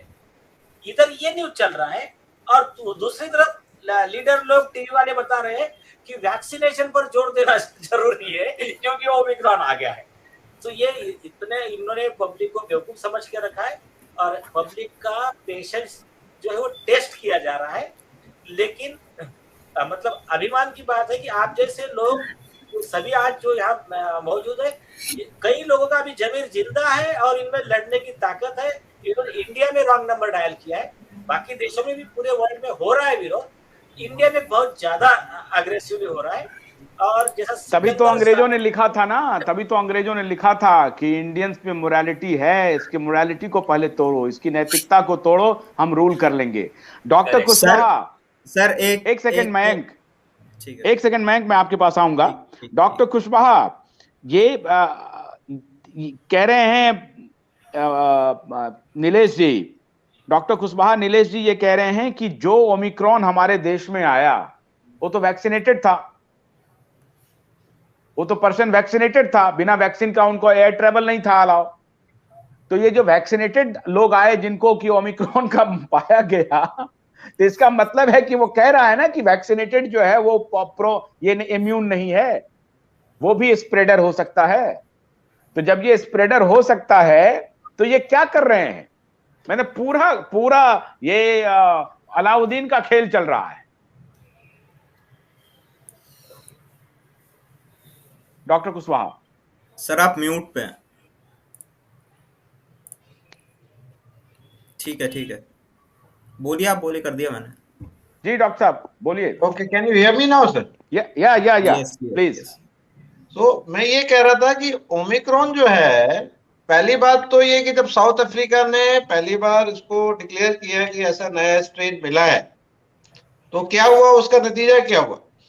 सारी दुनिया ने साउथ अफ्रीका की तरफ दरवाजे बंद कर दिए। पूरा अफ्रीका में कोई ट्रेवल नहीं करेगा, ना कोई अफ्रीका से यहाँ कहीं और जाएगा पूरी दुनिया में। इससे क्या संदेश जाता है कि भैया अगली बार जब कहीं वेरिएंट पकड़ा जाए उसको आप मत डिक्लेयर करिएगा, नहीं तो आपके ऊपर सब दरवाजे बंद हो जाएंगे। So this is how you बरी साइंस। और ओमाइक्रॉन जिसका कि अभी हमें ये पता तक नहीं है कि आखिर इसकी कैरेक्टरिस्टिक्स क्या है, सिर्फ परसीव्ड कैरेक्टरिस्टिक्स, यानी कि जिसके बारे में गैसवर्क चल रहा है, क्योंकि उसमें म्यूटेशन है इसलिए वो गैसवर्क चल रहा है कि वो ट्रांसमिसिबल भी ज्यादा होगा, डिजीज भी ज्यादा करेगा, डेथ भी ज्यादा करेगा, इम्यून एस्केप भी करेगा। लेकिन अभी तक कोई डेटा हमारे पास ये कहने के लिए नहीं है। आप WHO साइट पे चले जाइए या किसी भी साइट पे, किसी भी गवर्नमेंट साइट पे चले जाइए, सब अभी भी एक ही सर्टेनिटी वहां मिलती है, दैट इज अनसर्टेनिटी, कि अभी तक कुछ क्लियर नहीं है। और दूसरी बात, हम जब बात करते हैं किसी भी पैथोजन की और किसी एपिडेमिक की, तो ये चीजें समझनी चाहिए। There are some natural laws जो कि एपिडेमिक्स में हमेशा काम करते हैं, हर एपिडेमिक में लागू होते हैं। वो नेचुरल लॉ होता है law of evolution. So evolution जो किसी भी पैथोजन का होता है सर, वो इस तरह से होता है कि पैथोजन को फेवर करे, ना कि पैथोजन को एंडेंजर करे। तो ये जो नेचुरल लॉ है ये कहता है कि पैथोजन जैसे जैसे बढ़ेगा एपिडेमिक के अंदर, वो कमजोर पड़ता चला जाता है, जिससे उसका सर्वाइवल ज्यादा इंश्योर हो जाता है। और यही ओमाइक्रॉन के साथ भी दिख रहा है। जैसे हम देख रहे हैं, जो अभी तक का डेटा हमारे पास आया है, उसमें ओमाइक्रॉन के इतने सारे केसेस के बावजूद एक भी डेथ रिपोर्टेड नहीं है अभी तक। और omicron has been found to be having very mild disease or virtually no disease. रही बात हाई ट्रांसमिसिबिलिटी की, तो हाई ट्रांसमिसिबिलिटी अगर है तो आप जो मर्जी कर लें, चाहे जो मर्जी आप मेजर्स लगा लें, ट्रेवल बैन लगा लें, मास्क लगा लें, कुछ भी कर लें, उसको फिर आप, जैसे आप डेल्टा को नहीं रोक पाए, तो ओमाइक्रॉन अगर उससे 4 गुना ज्यादा तेजी से फैलता है, तो आप उसको कैसे रोकने का सोच रहे हैं, किस तरह से रोकने का सोच रहे हैं? और नंबर जो सबसे ज्यादा इंपॉर्टेंट चीज ये है कि ओमाइक्रॉन जब पहले दिन डिक्लेयर हुआ, यानी कि 26 नवंबर के आसपास, इफ आई एम करेक्ट, और आज कितनी तारीख है सर? आज है 8 तारीख। मात्र 12 दिन के अंदर वो एक कंट्री से, और आज 59, I think the count, latest count is around 59 countries, and not only 59 countries, it's all WHO regions, it's present. Now what they are saying is it is travel related. But at the same time, I would rather say that even before India discovered Omicron in India, it may have been already present long ago. We may not even know about it. So that is what is, worrying. These एक variant of concern निकाल दिया और पूरे दुनिया को आपने चकमे में डाल दिया कि नहीं, अब तो आप डर के रहिए और vaccination is the way out. I don't think it is really correct to do that. So that is my take on this particular Omicron. So what you are saying, the fourth case which was found in Karnataka, he did not had a travel history. He did not had a history of meeting someone who actually traveled abroad. But Omicron was found in it, and I guess similar case of Omicron was also detected in the UK without any traveling. So, sir, cases are already popping out within the nations without having a history of travel. True. What is your question? He gave the reference. I was just quoting the fourth case in India because now they have started rising that there was 1 case, 2 case, 10 case, 15 case. Gradually it is increasing in India. So that is what I was trying to say. Ki it was already existing in India, although he was not having a travel history. So Dr. Kushwaha, are you saying that the government as an institution, in fact, all the government, state government and including central government, they are in fact doing criminal effort?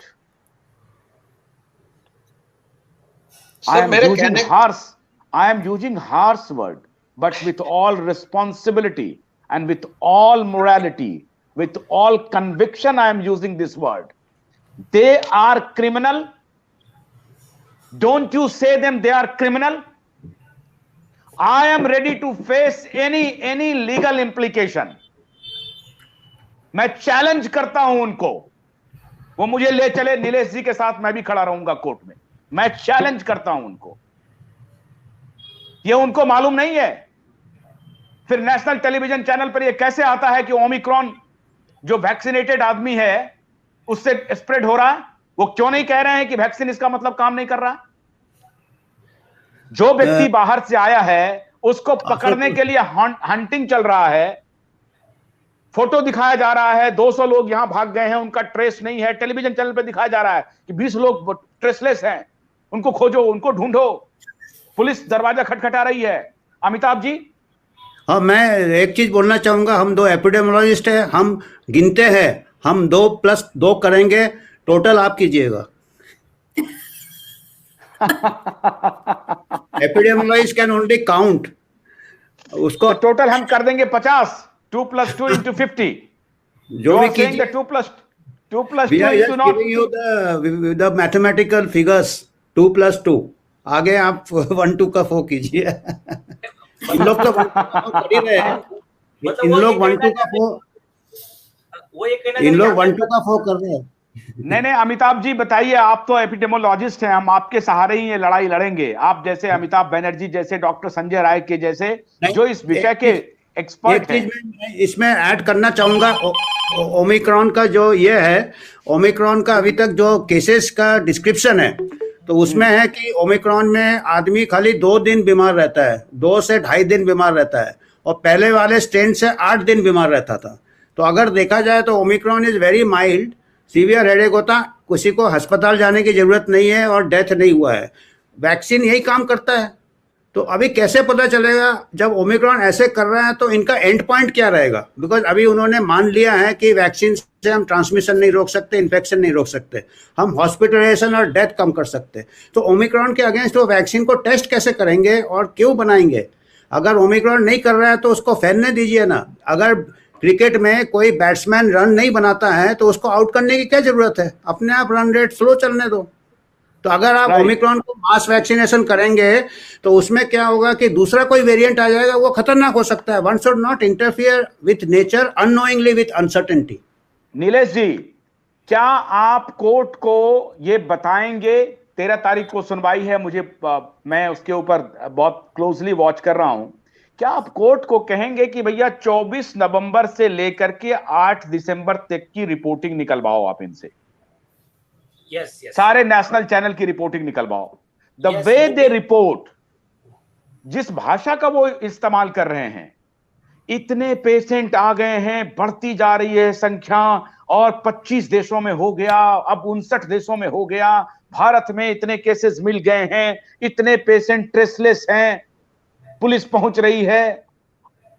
अब आप बताइए कि ये इन भाषा का आप जिक्र करेंगे अदालत में? जिक्र भी करेंगे और हम उनके खिलाफ में section 54 of disaster management act के तहत spreading fear, spreading miss information का प्रोसिक्यूशन भी मांग रहे हैं। और हमने आज 29 पिटीशन सुप्रीम कोर्ट में आज अपलोड हो रही है, हमारी फाइल हो रही है ऑनलाइन। तो जो जिस पिटीशन का हियरिंग 13 तारीख को है जैकब पुलियर का, उसके साथ में इंटैक्ट करवा रहे हैं हम लोग सब पिटीशन। तो उसमें वन ऑफ द प्रेयर ये भी रहने वाली है कि इनके खिलाफ में सेक्शन 54 के तहत कार्रवाई की जाए। और एक जो समरी है, मतलब ये सभी डॉक्टर लोग और डॉक्टर संजीव राय जी ने जो बताया, उसका एक समरी हमने एक उसमें लिखा है शॉर्ट में। देखिए, पहली चीज जो वैक्सीन क्या करती है और ये ओमिक्रॉन क्या कर रहा है। तो जैसा डॉक्टर संजीव राय जी ने कहा कि अगर ये माइल्ड है, आप डॉक्टर अमिताभ बैनर्जी ने भी कहा माइल्ड है, तो एक्चुअली ब्लेसिंग है देश के लिए। क्यों? क्योंकि आप पोलियो वैक्सीन में क्या करते हैं, एक माइल्ड वायरस को ही बॉडी में डालते हैं ताकि उसके बॉडी में एंटीबॉडी तैयार हो जाए। तो ये अगर किसी को हो रहा है, इसका मतलब डेडली नहीं है, लीथल नहीं है, तो एक्चुअली ये वो इम्यूनिटी देगा कि जो इम्यूनिटी आपको लाइफ लॉन्ग रहेंगी, इसके बाद के कई जो वेरिएंट आएंगे उससे लड़ने में सक्षम रहेंगी। और दूसरी बात, वैक्सीन नहीं देंगे तो वेरिएंट बनने के चांसेस बहुत कम रहेंगे। और तीसरी बात, जो कई स्टडीज है, 81 स्टडीज है जो हमने पिटीशन में लगाई है, 81 रिसर्च कहते हैं कि natural immunity is 13 time better, more robust than the vaccine immunity. And मतलब अगर नेचुरल इम्यूनिटी अगर मर्सिडीज कार है, तो ये वैक्सीन इम्यूनिटी ऑटो रिक्शा है।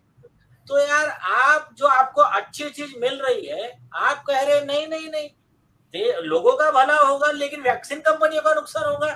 तो इसके लिए आपको वो नहीं देना है, आप मर्सिडीज से उतरो, ऑटो में बेस्ट, आपको ज्यादा कंफर्ट रहेगा आपको। तो ये जो इनका इंटेलेक्चुअल डिसऑनेस्टी इसको कहते हैं, ये चाहे मीडिया हो या चाहे डॉक्टर्स हो, तो ये इंटेलेक्चुअल डिसऑनेस्टी को एक्सपोज किया जाएगा। हमने एफिडेविट पर सारे रिसर्च एवरीथिंग दिया है और ये सब बातों को उसमें लिया जाएगा, मीडिया को भी लिया जाएगा।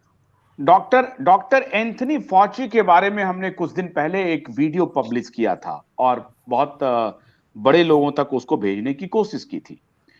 जब सेनेटर रॉन पॉल ने उनको ग्रिल करना शुरू किया, बाकी ऑल सेनेटर ने उनको ग्रिल करना शुरू किया, तो उनके बचाव में हमारे जो सबसे जेंटलमैन लीडर हैं इस दुनिया के, बराक ओबामा साहब आ गए। And I will show you the interview, the way he is talking to Dr. Anthony Fauci. He was asking him कि आप जहां पर हैं वहां का वेदर कैसा है, डॉक्टर फॉची बताइए वहां का वेदर कैसा है, और डॉक्टर फॉची ये बताइए कि आप जो इनोवेशन कर रहे हैं वायरस का, वैक्सीन का, उसका अभी क्या स्थिति है, कब तक वैक्सीन आ जाएगा। वो एक बार भी पूरी बातचीत में बराक ओबामा साहब, जेंटलमैन जिनको हम भी उनसे इंप्रेस्ड हैं कि बड़े अच्छे लीडर हैं, बड़े पढ़े लिखे आदमी हैं, वो बराक ओबामा साहब एक बार भी नहीं पूछते हैं कि भाई फौजी आपके ऊपर एक आ रहा है बहुत सीरियस एलिगेशंस की इसके ओरिजिन को लेकर के कि आपने फंड किया है। क्यों? क्योंकि उनके जमाने में फंड हुआ था, उनको मालूम था कि अमेरिका के 11-12 लैब्स में इस तरह के एक प्रकार के जूलॉजिकल वेपन तैयार हो रहा था, जिसको लेकर के हो रहा था वहां पर कि नहीं इस तरह के आप जो वायरस को या जो इनोवेशन हो रहा है, जो शोध हो रहा है, उसको बंद कर दीजिए। उन्होंने पैसा बंद कर दिया था, ओबामा ही थे, लेकिन जब तक वो बंद करते उसके पहले ही उन्होंने इको हेल्थ अलायंस को पैसा दे दिया, और फिर इको हेल्थ अलायंस ने दे दिया वुहान इंस्टीट्यूट ऑफ लैब को। ये ट्रेल आ गया, ये पब्लिश हो गया, ये एस्टैब्लिश भी हो गया। लेकिन बराक ओबामा जी ने एक बार भी उनसे ये नहीं पूछा कि भैया तुम्हारे ऊपर ये एलिगेशन आ रहा है, इसका ओरिजिन का क्या है, मामला क्या है, ये बताओ। उन्होंने नहीं पूछा। अब उसी एंथोनी फॉची को हमारे यहाँ के जेंटलमैन मीडिया हाउस जो है, मैग्सेसे अवॉर्डी का ग्रुप, वो उनको इंटरव्यू कर रहा है और रोज शाम को आकर के प्राइम 9 पर वो प्रवचन दे रहे हैं। रोज वो मोदी पर सवाल करते हैं, लेकिन वो इस पर सवाल नहीं कर रहे हैं कि भैया ये कोरोना में जो इतने लाखों लोग मर गए, परिवार का परिवार तबाह हो गया, इस पर मैग्सेसे अवॉर्डी कुछ नहीं बोल रहे हैं। बोलेंगे कैसे? क्योंकि रॉक फेलर तक हम जाएंगे, चिंता न करिए नीलेश जी, हम रॉक फेलर तक जाएंगे, उनके अब्बा जान तक हम जाएंगे जिन्होंने इसको लाया है, इस कोरोना वायरस को। 2000 में जिसका आपने नाम लिया ना, 2000 में उन्होंने गेट्स फाउंडेशन बनाया और 2003 से ही शुरू हो गया वायरस आने का खेला, यह भी स्टैब्लिश हो चुका है। मैंने कहा था ना 2009 की कहानी भी मैंने बताई थी आपको। 2000 में उनका गेट्स फाउंडेशन बनता है और ज्यादातर फार्मा कंपनियों में उनका स्टेक हो जाता है, और अब तो उनका तलाक भी हो गया। मुझे लगता है कि इसी वजह से तलाक उलाक हुआ होगा। नहीं, वो प्लान्ड है। हाँ, वो भी प्लान्ड है, वो भी हो सकता है कि वो तलाक भी प्लान्ड हो। लेकिन अब सवाल है ये डॉक्टर कुशवाहा ये बताइए कि सरकार को घेरे में लेना चाहिए कि नहीं, क्योंकि आप तो सरकारी संस्थान में डॉक्टर हैं, आप तो वन ऑफ द। मेरा जो पर्सनल ओपिनियन है वो ये है कि जब भी हम किसी प्रॉब्लम की बात करते हैं तो हमें ये असेस करना बहुत जरूरी है कि हम खड़े कहाँ हैं, हम प्रॉब्लम के साथ खड़े हैं या सॉल्यूशन के साथ खड़े। तो मेरा तो जो पर्सनल ओपिनियन है, और मैं हमेशा से ये बात मानता हूं कि हमें सॉल्यूशन की तरफ खड़े होना चाहिए कि आखिर सॉल्यूशन क्या है, आगे रास्ता क्या है। और अगर आप मेरे जो विचार इसके ऊपर है, पैंडेमिक के ऊपर, मैंने अपने रिसर्च पेपर्स में लिखे हैं, Amitabh Banerjee sir is aware about that. I had already written what is the way forward for India at that point of time. That is another thing कि वो किसी ने पढ़ा नहीं, किसी ने उसको देखा नहीं, किसी ने उसको समझा नहीं। मैंने So you have shown the window, you have shown the window that see the light is coming from this window, but they are not ready to receive your light. You have closed your eyes, you can't see the light. Simple. आप कह रहे हैं कि हम solution के साथ खड़े हैं, लेकिन वो सॉल्यूशन के साथ तो खड़े नहीं होना चाहते हैं, वो तो प्रॉब्लम को प्रोलॉन्ग करना चाहते हैं। एग्जैक्टली। तो सर अब ये जो चीजें हैं, आपको पता है पुराना जो प्रोजेक्ट 2025 एंड ऑल, 2 साल में जब खत्म होगा तो कैसे आगे बढ़ेंगे? फिर वो प्रोजेक्ट को आगे बढ़ाना है तो ओमाइक्रोन आता है, ओमाइक्रोन अभी आया, उसके बाद ओमेगा आ सकता है, उसके बाद कोई नया आएगा। मतलब हमने खुद ही प्रेशर क्रिएट कर रहे हैं कि हम कैसे नए वेरिएंट्स तैयार करें। By vaccinating indiscriminately, by putting lockdowns, we are actually creating situations for virus to create its own variants and it has been established well beyond doubt. तो मेरा जो सजेशन है वो ये है कि हमें ये देखना है कि हम आगे कैसे बढ़ेंगे, वे फॉरवर्ड क्या है हमारे लिए आज की तारीख। तो उसमें मेरे कुछ पॉइंट्स हैं, वो आप जी प्लीज जो है गौर कर सकते हैं। प्लीज। नंबर 1 कि आगे आने वाले टाइम में, यानी दिसंबर से लेकर के फरवरी, मार्च, अप्रैल तक, और कई जगह उसके बाद भी, जैसे पूना जैसी जगह, बेंगलोर जैसी जगह, उसमें और भी लंबे समय तक ILI या ARI यानी कि इन्फ्लुएंजा लाइक इलनेस या एक्यूट रेस्पिरेटरी इलनेस राइज होता है। आप उठा करके डेटा 50 नहीं 100 साल का उठा के देख लीजिए। ये जो सो कॉल्ड फ्लू सीजन होता है, इस दौरान इनके केसेस राइज होते हैं, एंड वो सिर्फ ओमाइक्रोन या किसी कोरोना वायरस से ही नहीं होते, वो और भी सारे वायरसेस हैं, और भी सारे रीजन है जिसके कारण ये बढ़ते हैं। और उसके पीछे साइंटिफिक फैक्ट्स है, क्योंकि इस टाइम में ओवर क्राउडिंग होगी, लोग इंडोर्स जाते हैं, आपकी थ्रोट ड्राई होती है, बहुत सारी चीजें हैं जिसके कारण ये सीजन्स में ट्रांसमिशन वायरसेस का बहुत आसान होता है। तो हमें अगले 4-5 महीने में इसमें जो राइज इन केसेस है ILI के, इन्फ्लुएंजा लाइक इलनेस या एक्यूट रेस्पिरेटरी इन्फेक्शन, ये नेचुरल राइज होगा। बट इसी को आप पेश कर सकते हैं कि ये ओमाइक्रोन के कारण हुआ या पैंडेमिक के कारण हुआ, और फिर आप अपना गेम कंटिन्यू कर सकते हैं। तो ये चीज समझने वाली है कि अगले 4-5 महीने में जो राइज होगा, अब आप वो किस तरह से ब्लेम करें, वो आपके ऊपर रहेगा। दूसरी चीज है सर, जो हमने ऑलरेडी बात करी है कि आगे आने वाले टाइम में, जैसे कि आशुतोष जी आप पहले भी बोल रहे थे, मैग्सेसे अवार्ड और ये सब चीजें, मैं ज्यादा उसमें जाना नहीं चाहता, लेकिन रिस्पॉन्सिबल मीडिया रिपोर्टिंग ये सबसे बड़ी नीड है, और सबसे बड़ी प्रॉब्लम भी है इस पूरे पैंडेमिक की जड़ है, वो है irresponsible media reporting. I am very clear in this. हमारे मीडिया ने वो चीजें दिखाई ही नहीं जो कि अच्छी थी, या जो इसके बारे में अच्छा काम हुआ उसके बारे में नहीं दिखाता। एक बंदा कहीं किसी कारण से मर रहा है या कुछ हो रहा है, उसके ऊपर ही पूरा दिन स्टोरी चलाना, और लोगों को डराना, ये आई थिंक सबसे बड़ी चीज है कि हमें कुछ ना कुछ इंट्रोस्पेक्शन की जरूरत है, क्योंकि ये सो कॉल्ड फोर्थ पिलर है, वो बहुत ही अहम हो जाता है इस लड़ाई में। तो इसके ऊपर आई थिंक ज्यादा काम करने की जरूरत है। आपने जो बताया कि हाँ मेडिकल फार्मा एंड वो चीजें हैं, उसमें कोई डाउट नहीं है मुझे, लेकिन ये भी उतना ही जरूरी है, शायद ज्यादा जरूरी इसलिए क्योंकि ये हर आदमी के घर तक पहुंच रहा है। 130 crore people watch what is happening on television. So responsible media reporting should become at least कुछ तो चैनल ऐसे आए जो कि ये दिखा सके कि भाई कुछ अच्छा चीज भी है, या इसमें पैंडेमिक में कुछ अच्छाई भी है, कुछ और हम भी इसमें कुछ सिल्वर लाइनिंग भी है कहीं ना कहीं, ये दिखाने की जरूरत। और बाकी मेडिकल साइड में आप कह लीजिए तो हमारी हॉस्पिटल लैब सर्विलेंस बढ़ानी पड़ेगी, जो कि ऑलरेडी बढ़ रही है धीरे धीरे, उसके ऊपर काफी काम हो रहा है। हमें बहुत क्वेश्चन करना पड़ेगा, सोचना पड़ेगा 10 बार कि हम कंटेनमेंट की बात करें, क्वारंटाइन की बात करें, आइसोलेशन की बात करें, लॉकडाउन की बात करें, इसको हमें 10 बार क्वेश्चन करना चाहिए before we actually take these steps, rather than this is the first step that you take. You know it's like हमारे यहाँ फौज में बोलते हैं सर ट्रिगर हैप्पी, मतलब बंदे को बंदूक दे दी है तो उसने क्या करता, टक से गोली चला देता। तो ये ट्रिगर हैप्पी नहीं होना चाहिए। इसी तरह से एडमिनिस्ट्रेटर्स को आपने क्या दे दिया, एक एपिडेमिक डिजीज एक्ट दे दिया जिसमें वो सीधा लॉकडाउन लगा दे। सबसे पहला काम आसान है, लॉकडाउन लगा देना, सेक्शन 144 लगा देना, फाइन लगा देना, 10,000 50,000 रुपए फाइन है सर।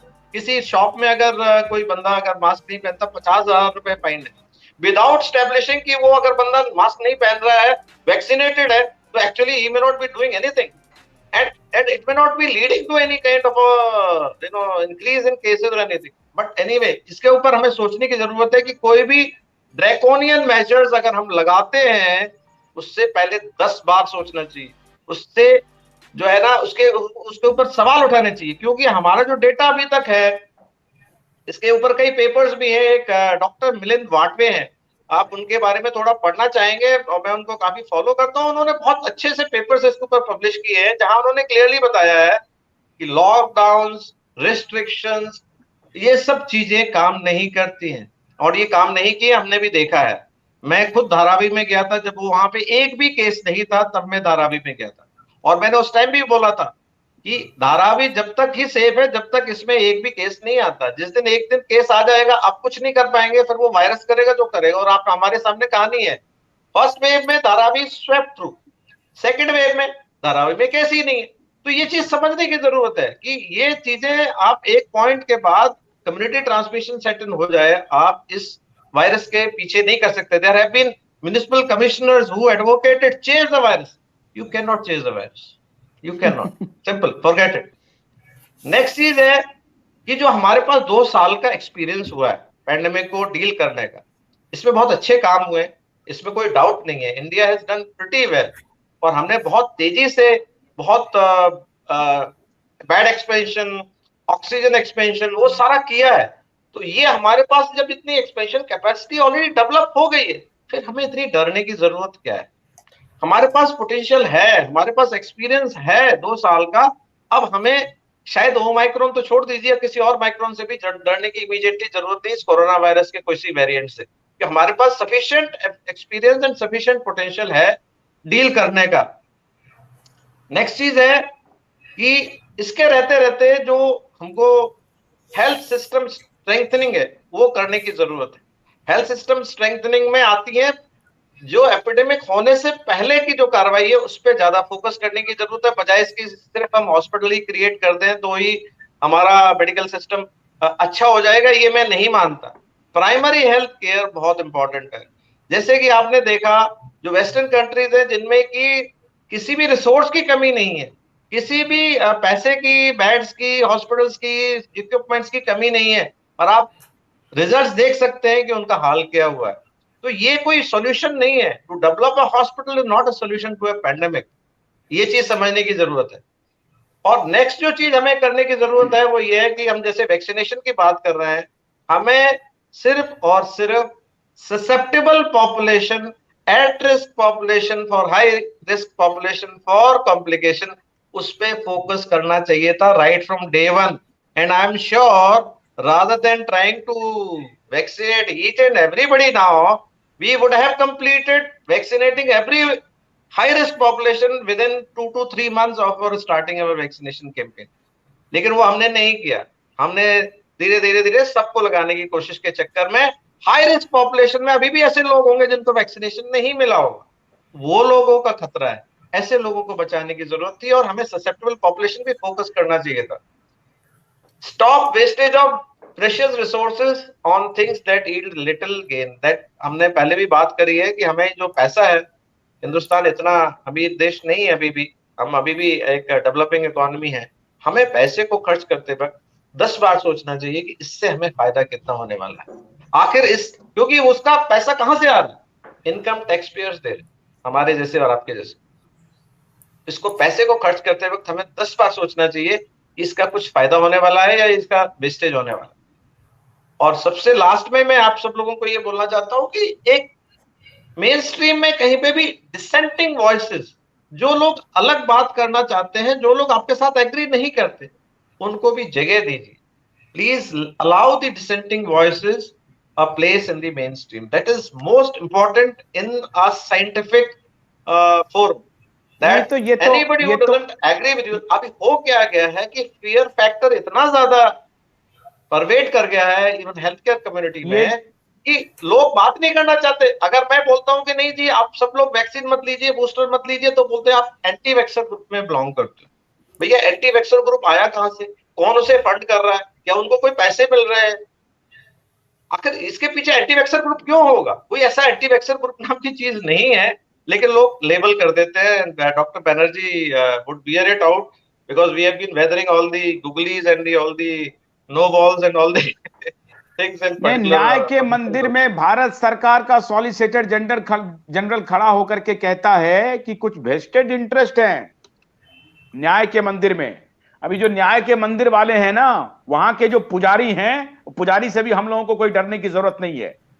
उन पुजारी को भी आगाह करने की जरूरत है कि सरकार का कोई आदमी अगर खड़ा हो गया तो वो जो है वो सत्य वचन कह रहा है, ये मत फील कीजिए आप. इसलिए वॉइस ऑफ डिसेंट को जगह दीजिए. और आपके यहां हम बार बार ये दरवाजा खटखटा रहे हैं न्याय के मंदिर के पुजारी कि जो वॉइस ऑफ डिसेंट है, यू प्लीज लिसन देम. क्योंकि मैग्सेसे अवार्डी ये वॉइस नहीं उठाएंगे.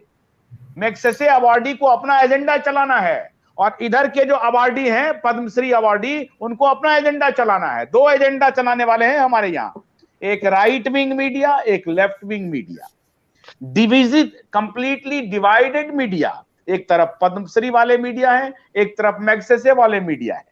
दोनों को फंड हो रहा है. अच्छा, वो दोनों क्लेम कर रहे हैं हम लोगों को, वो दोनों हम लोगों को क्लेम किए जा रहे हैं कि हम लोग वेस्टेड इंटरेस्ट हैं. कमाल हो गया. हम लोग सत्य के साथ खड़े हैं, हम लोग एक सत्य सामने में रखना चाहते हैं. या प्लीज नीलेश जी आप कुछ कहना चाह रहे हैं? जो डिसेंटिंग डाइसेंट जिसको कहा जाता है, इसके बारे में सुप्रीम कोर्ट ने बहुत सुंदर 2 लाइन कही है. वॉल्टियर जो है, आप हाउस ऑफ लॉर्ड्स में लंदन के बाहर 2 वर्ड लिखे हुए वॉल्टियर के, वो सुप्रीम कोर्ट ने कोट किया अपने जजमेंट में. सुप्रीम कोर्ट ने कहा, उन्होंने क्या कहा वॉल्टियर ने, I may disagree with you but I will fight till death for your right to say it. मैं आपसे असहमत हो सकता हूं, लेकिन आपको आपकी बात रखने का मौका मिले, इस बात के लिए मैं अपनी अंतिम सांस तक लड़ूंगा. तो ये बात कहते हुए सुप्रीम कोर्ट ने बहुत क्लियर कर दिया कि किसी का भी डाइसेंटिंग ओपिनियन दबाया नहीं जाएगा. भारतीय संविधान उसकी परमिशन नहीं देता है. एक दूसरी चीज, अभी जो डॉक्टर कुशवाहा जी ने कहा कि साइंस क्या कहता है, साइंस तो सबके ओपिनियन सुनना चाहिए. इस बारे में universal declaration on bioethics and human rights 2005 में स्पेसिफिक सेक्शन 18 है. वो कहता है हर लोगों को साइंटिफिक डिबेट, हर डाइसेंटिंग ओपिनियन, इसको बढ़ावा देना चाहिए.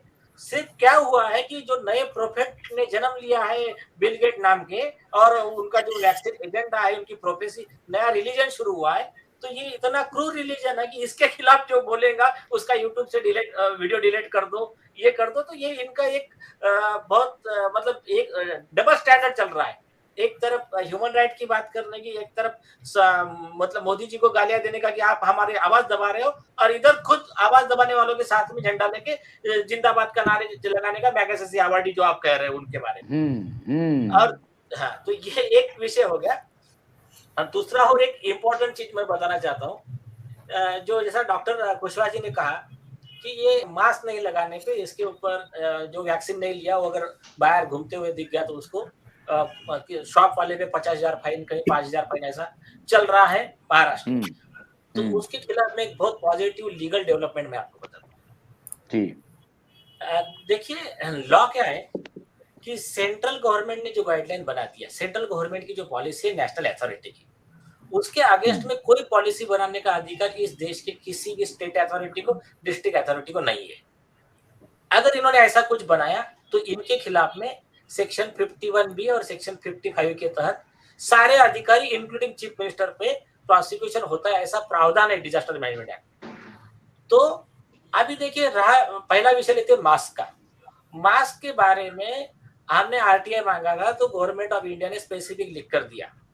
उनका पहला ही एसओपी था, डॉक्टर साहब को पता होगा, ये हमारे पास है पूरी कॉपी, कि healthy people should not wear the mask. और there is no proof which says, no scientific proof which says that mask prevent the infection. उसके बाद में wearing mask is not mandatory। तीसरा लिखा कि 6 घंटे से ज्यादा मास्क नहीं पहनना है, नहीं तो वो वेट होता है, उसमें इन्फेक्शन का खतरा ज्यादा रहता है, ऐसे उन्होंने लिख कर दिया। अब उस इसके अलावा नई 47 स्टडीज है जो कहती है कि मास्क इज इनइफेक्टिव, उसका कोई प्रूफ नहीं है। लेकिन इससे डेंजरस चीज है कि 32 स्टडीज है, 32 रिसर्च कहते हैं कि मास्क पहनने से आपको बॉडी में ऑक्सीजन की कमी वगैरह कई मतलब प्रॉब्लम्स होते हैं, आपके हेल्थ हैजर्ड्स होते हैं। तो हमने उसके बारे में एक नोटिस दिया महाराष्ट्र स्टेट गवर्नमेंट को, अलग अलग डिस्ट्रिक्ट में अलग अलग कार्यकर्ताओं ने।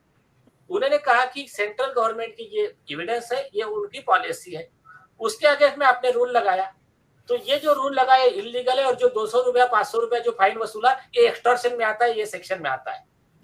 तो हम आपको नोटिस दे रहे हैं कि कंसर्न अधिकारी पे आप एफआईआर दर्ज कीजिए, और उसका है 30 पेज का नोटिस है। लेकिन लास्ट में उनको और एक ऑप्शन दिया कि लेकिन आपको अगर लगता है कि ये सेंट्रल गवर्नमेंट की एविडेंस, ये रिसर्च पेपर गलत है, और आपको सेंट्रल गवर्नमेंट के अगेंस्ट के नए लॉ बनाने का अगर आपको अधिकार है, तो आप प्लीज हमारे पे एफआईआर रजिस्टर कीजिए, हमारे पे प्रोसिक्यूशन कीजिए, हम आपके ऑफिस में आ रहे हैं। तो ऐसा कहकर कल 2 दिन पहले उस्मानाबाद के डिस्ट्रिक्ट कलेक्टर, डिस्ट्रिक्ट मजिस्ट्रेट के ऑफिस में 50 लोग गए। तो कलेक्टर बोल रहे आप मास्क लगा के नहीं आए यहाँ पे, तो इन्होंने बोला पुलिस को बुलाओ, चलो अभी कोर्ट में अभी फैसला हो जाएगा। कलेक्टर शांत, बिना मास्क वाले लोगों से रिप्रेजेंटेशन लिया, उसको वार्निंग देकर है, तो उसको समझ दिया जा रहा है 2 दिन में करो, नहीं तो आप पे एफआईआर रजिस्टर हम करेंगे। तो ये जो है ना, अभी लोग अवेयर भी हो रहे हैं, आवाजें भी उठ रही है। तो अभी ये इनका ना, ये दुकानदारी अभी ज्यादा नहीं चलने वाली है। तो और ये जो वैक्सीन का मैंडेट लगा के लोगों को मार रहे हैं, ये तो मतलब ये जो भी चल रहा है, इसके बारे में मैं सिर्फ 2 लाइनें कहना चाहूंगा कि ये खूने मजलूम ज्यादा नहीं बहने वाला, जुल्म का दौर ज्यादा नहीं चलने वाला, अंधेरों का जिगर चीर के नूर आएगा। नूर यानी प्रकाश। अगर तुम हो फिरौन, मतलब इजराइल के जो फिरौन थे, हाँ, तुम हो फिरौन, तुम मूसा यानी मोसेस, मूसा भी जरूर आएगा। तुम हो रावण तो राम भी जरूर आएगा। तुम हो शैतान तो भगवान भी जरूर आएगा। वाह वाह, बहुत बढ़िया। आखिरी कमेंट में डॉक्टर माया बलेसा से लूंगा, क्योंकि डॉक्टर माया जबरदस्त कम्युनिटी सर्विस कर रही हैं, वो घर घर जा रही हैं, लोगों को समझा रही हैं, बतला रही हैं। और अब तो हम लोगों ने ये शुरू कर दिया है, नेशन वाइड सिग्नेचर कैंपेन हम लोगों ने शुरू कर दिया है, नीलेश जी के हौसले के सहारे, नीलेश जी के हिम्मत के सहारे, कि कानून के लिए वो खड़े रहेंगे। और हम जब वो हमारे साथ खड़े हैं तो हम डरने वाले नहीं हैं, हम आवाज अपनी दबने नहीं देंगे। अब मैग्सेसे अवार्डी और पद्मश्री अवार्डी, वो दोनों को घेरे में लाएंगे, क्योंकि अगर शैतान रहेगा तो भगवान भी आएगा। आप ही की बात पर चल रहे हैं। तो माया, डॉक्टर माया और डॉक्टर बैनर्जी फाइनल कमेंट दीजिए। कुशवाहा जी अपनी बात कह चुके हैं। Doctor Maya please please. देखिए, अब मैं कब से सुन रही हूँ, आप आशुतोष जी आप सबसे पूछ रहे हैं कि आप गवर्नमेंट से क्या कहोगे, फिर ये क्या मीडिया से क्या कहोगे, या मीडिया को बोलो थोड़ी जगह दे दे। मुझे कोई उम्मीद नहीं है उनसे। जो आखिर में नीलेश जी ने बोला ना, और जो अब हम और पहले दिन से कर रहे हैं, लोगों को जगा के लोगों को आवाज उठानी पड़ेगी। बस एक यही रास्ता रह गया है। इसलिए ये जो लेटर है, इसकी आप ये वीडियो के डिस्क्रिप्शन में तो लिंक देंगे ही। ये लेटर पढ़ के आप साइन तो जरूर करो, मगर हर जगह अभी जैसे नीलेश जी ने बताया उस तरह हर जगह आवाज उठानी पड़ेगी। ये जो 5 मतलब बिल्कुल ये जो लेटर में 5 डिमांड रखी है, ये आगे इसलिए बढ़ानी है कि लोगों को पता चले कि ये जो बार बार ये मीडिया बोल रहा है, वहां आके आईएएस ऑफिसर्स बोलते हैं, डॉक्टर्स बोलते हैं। कई डॉक्टर्स तो जैसे अभी बीच में बोला ना नीलेश जी ने कि बेवकूफ है, या तो ये बिके हुए हैं या बेवकूफ है। उनके दिमाग में नहीं आता है कि ये इंजेक्शंस उतने सेफ नहीं है जितने बोले दोनों बातें हो सकती हैं। दोनों बातें हो सकती है। तो मैं आपसे आग्रह करूंगा कि वो 5 डिमांड एक बार पढ़ के बता दीजिए। देखिए, सबसे पहली डिमांड जो हमने मांगी है वो यही मांगी है कि पहले तो आप सिस्टम खड़ी करो। जैसी अमेरिका में या यूरोप में एक ऑनलाइन सिस्टम है कि हर कोई आज किसी को, और इतना केओस है जो हर कोई जब भी चाहे कि आज ही डेथ हुई है मेरे घर में, मैं आज नहीं कर सकती वो काम, महीने के बाद भी मैं कर सकूं। और जो पहले दिन से वैक्सीन शुरू हुई है वहां से ये पूरी एक बहुत आईटी के आप जायंट मानते हो अपने आप को, एक ऑनलाइन सिस्टम खड़ी करो जिसमें लोग अपनी फरियादें, जो कुछ भी हुआ है वैक्सीन के बाद, भले वो सामान्य बुखार आया हो, वो दर्ज करे। तब जाके एक डेटा खड़ा होगा कि ये वैक्सीन कितना, अभी शुरू में लंबे दौर तक भी ये जारी रहना चाहिए, क्योंकि लंबे टाइम की भी इसकी ये वैक्सीन की जांच नहीं हुई है। तो एक पहले सिस्टम खड़ा करो जहां सब लोग अपनी फरियाद दर्ज कर सके कि हमको ये वैक्सीन के बाद ये हुआ। ये सिस्टम को सबसे ज्यादा पब्लिसिटी दो। फोन की लाइन पे ये मत कहो कि ये सुरक्षित है, ये कहो कि आपको अगर कुछ हो रहा है तो ये जाके यहाँ दर्ज करो। तो इसको वाइड पब्लिसिटी देने की जरूरत है।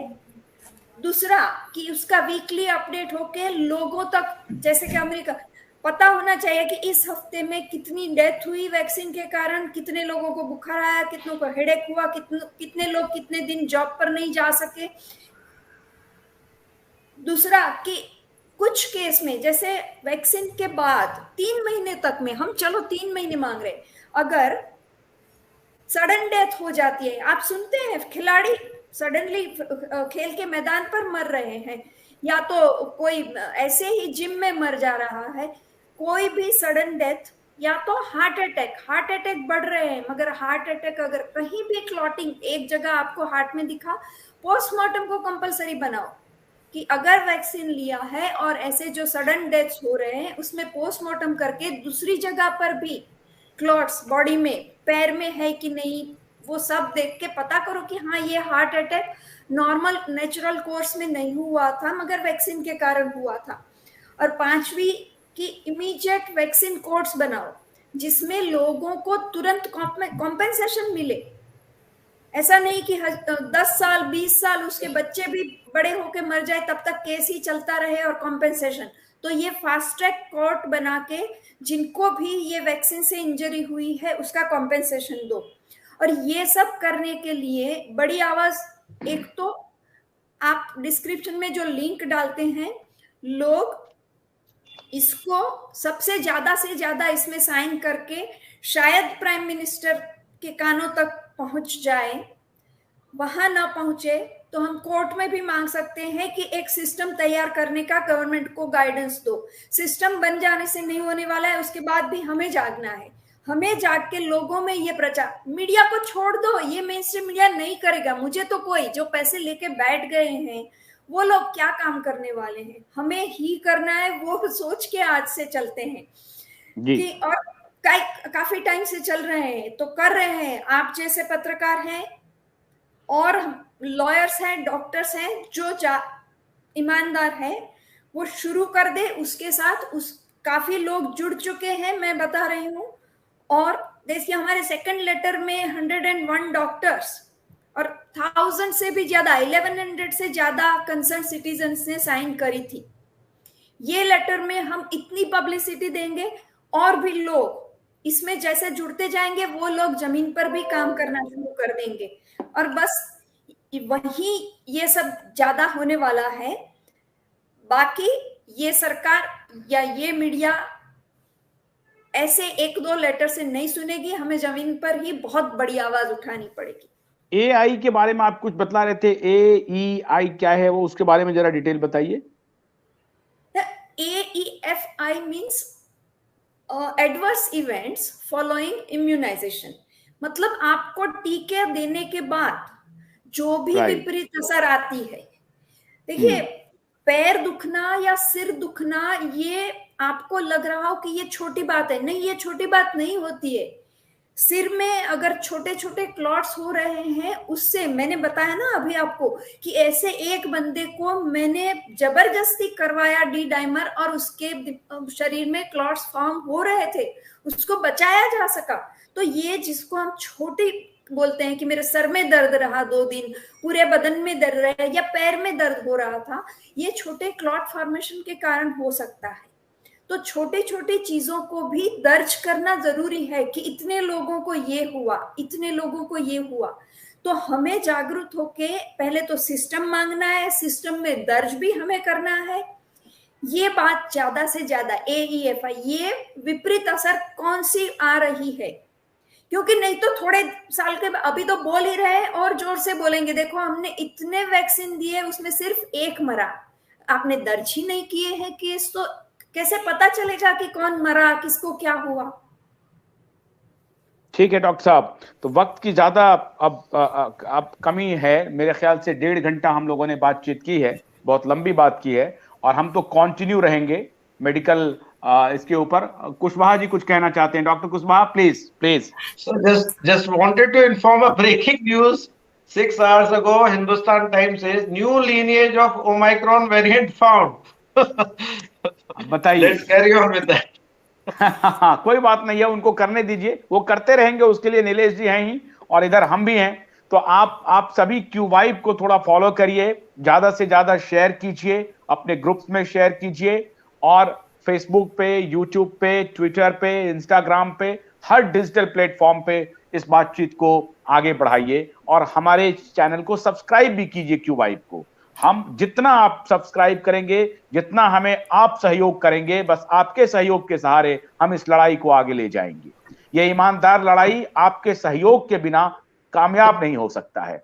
और देश भर के डॉक्टरों से हम अपील करते हैं कि डॉक्टर माया बलेचा अभी एक लिंक शेयर करेंगी, जो इस वीडियो में हम उस लिंक को शेयर करेंगे, उस लिंक पे क्लिक करें, हमारे जो उन्होंने फॉर्म और जो लेटर दिया है उस पर वो साइन करें, और इस सिग्नेचर कैंपेन से आप जुड़िए, और क्या क्या उन्होंने डिमांड किया है ये डिमांड सरकार तक पहुंचाइए इस लेटर के माध्यम से। मैं देश भर के डॉक्टरों, देश भर के वकीलों, पत्रकारों, प्रोफेसरों, ब्यूरोक्रेट्स, कॉमन सिटीजन, सबसे मैं ये अपील करता हूं कि इस लेटर को आप साइन कीजिए, और साइन करके ये हम लोगों की जिम्मेदारी है कि हम इसे प्रधानमंत्री कार्यालय तक पहुंचाएंगे और राष्ट्रपति तक पहुंचाएंगे। और आपको एश्योर करते हैं कि जो काउंटर व्यू है, जो विज्ञान का व्यू है, जो साइंस का व्यू है, उसको हम दबने नहीं देंगे। साइंस कंप्रोमाइज नहीं होगा और ह्यूमैनिटी कंप्रोमाइज नहीं होगी। इस बड़े से बड़े धन्ना सेठ के सामने हम हथियार नहीं डालेंगे। बहुत बहुत आप सबका, डॉक्टर अरविंद कुशवाहा आपका, नीलेश जी आपका, अमिताभ बनर्जी आपका, डॉक्टर माया आपका, और मयंक आपका भी बहुत बहुत शुक्रिया, बहुत बहुत शुक्रिया, धन्यवाद।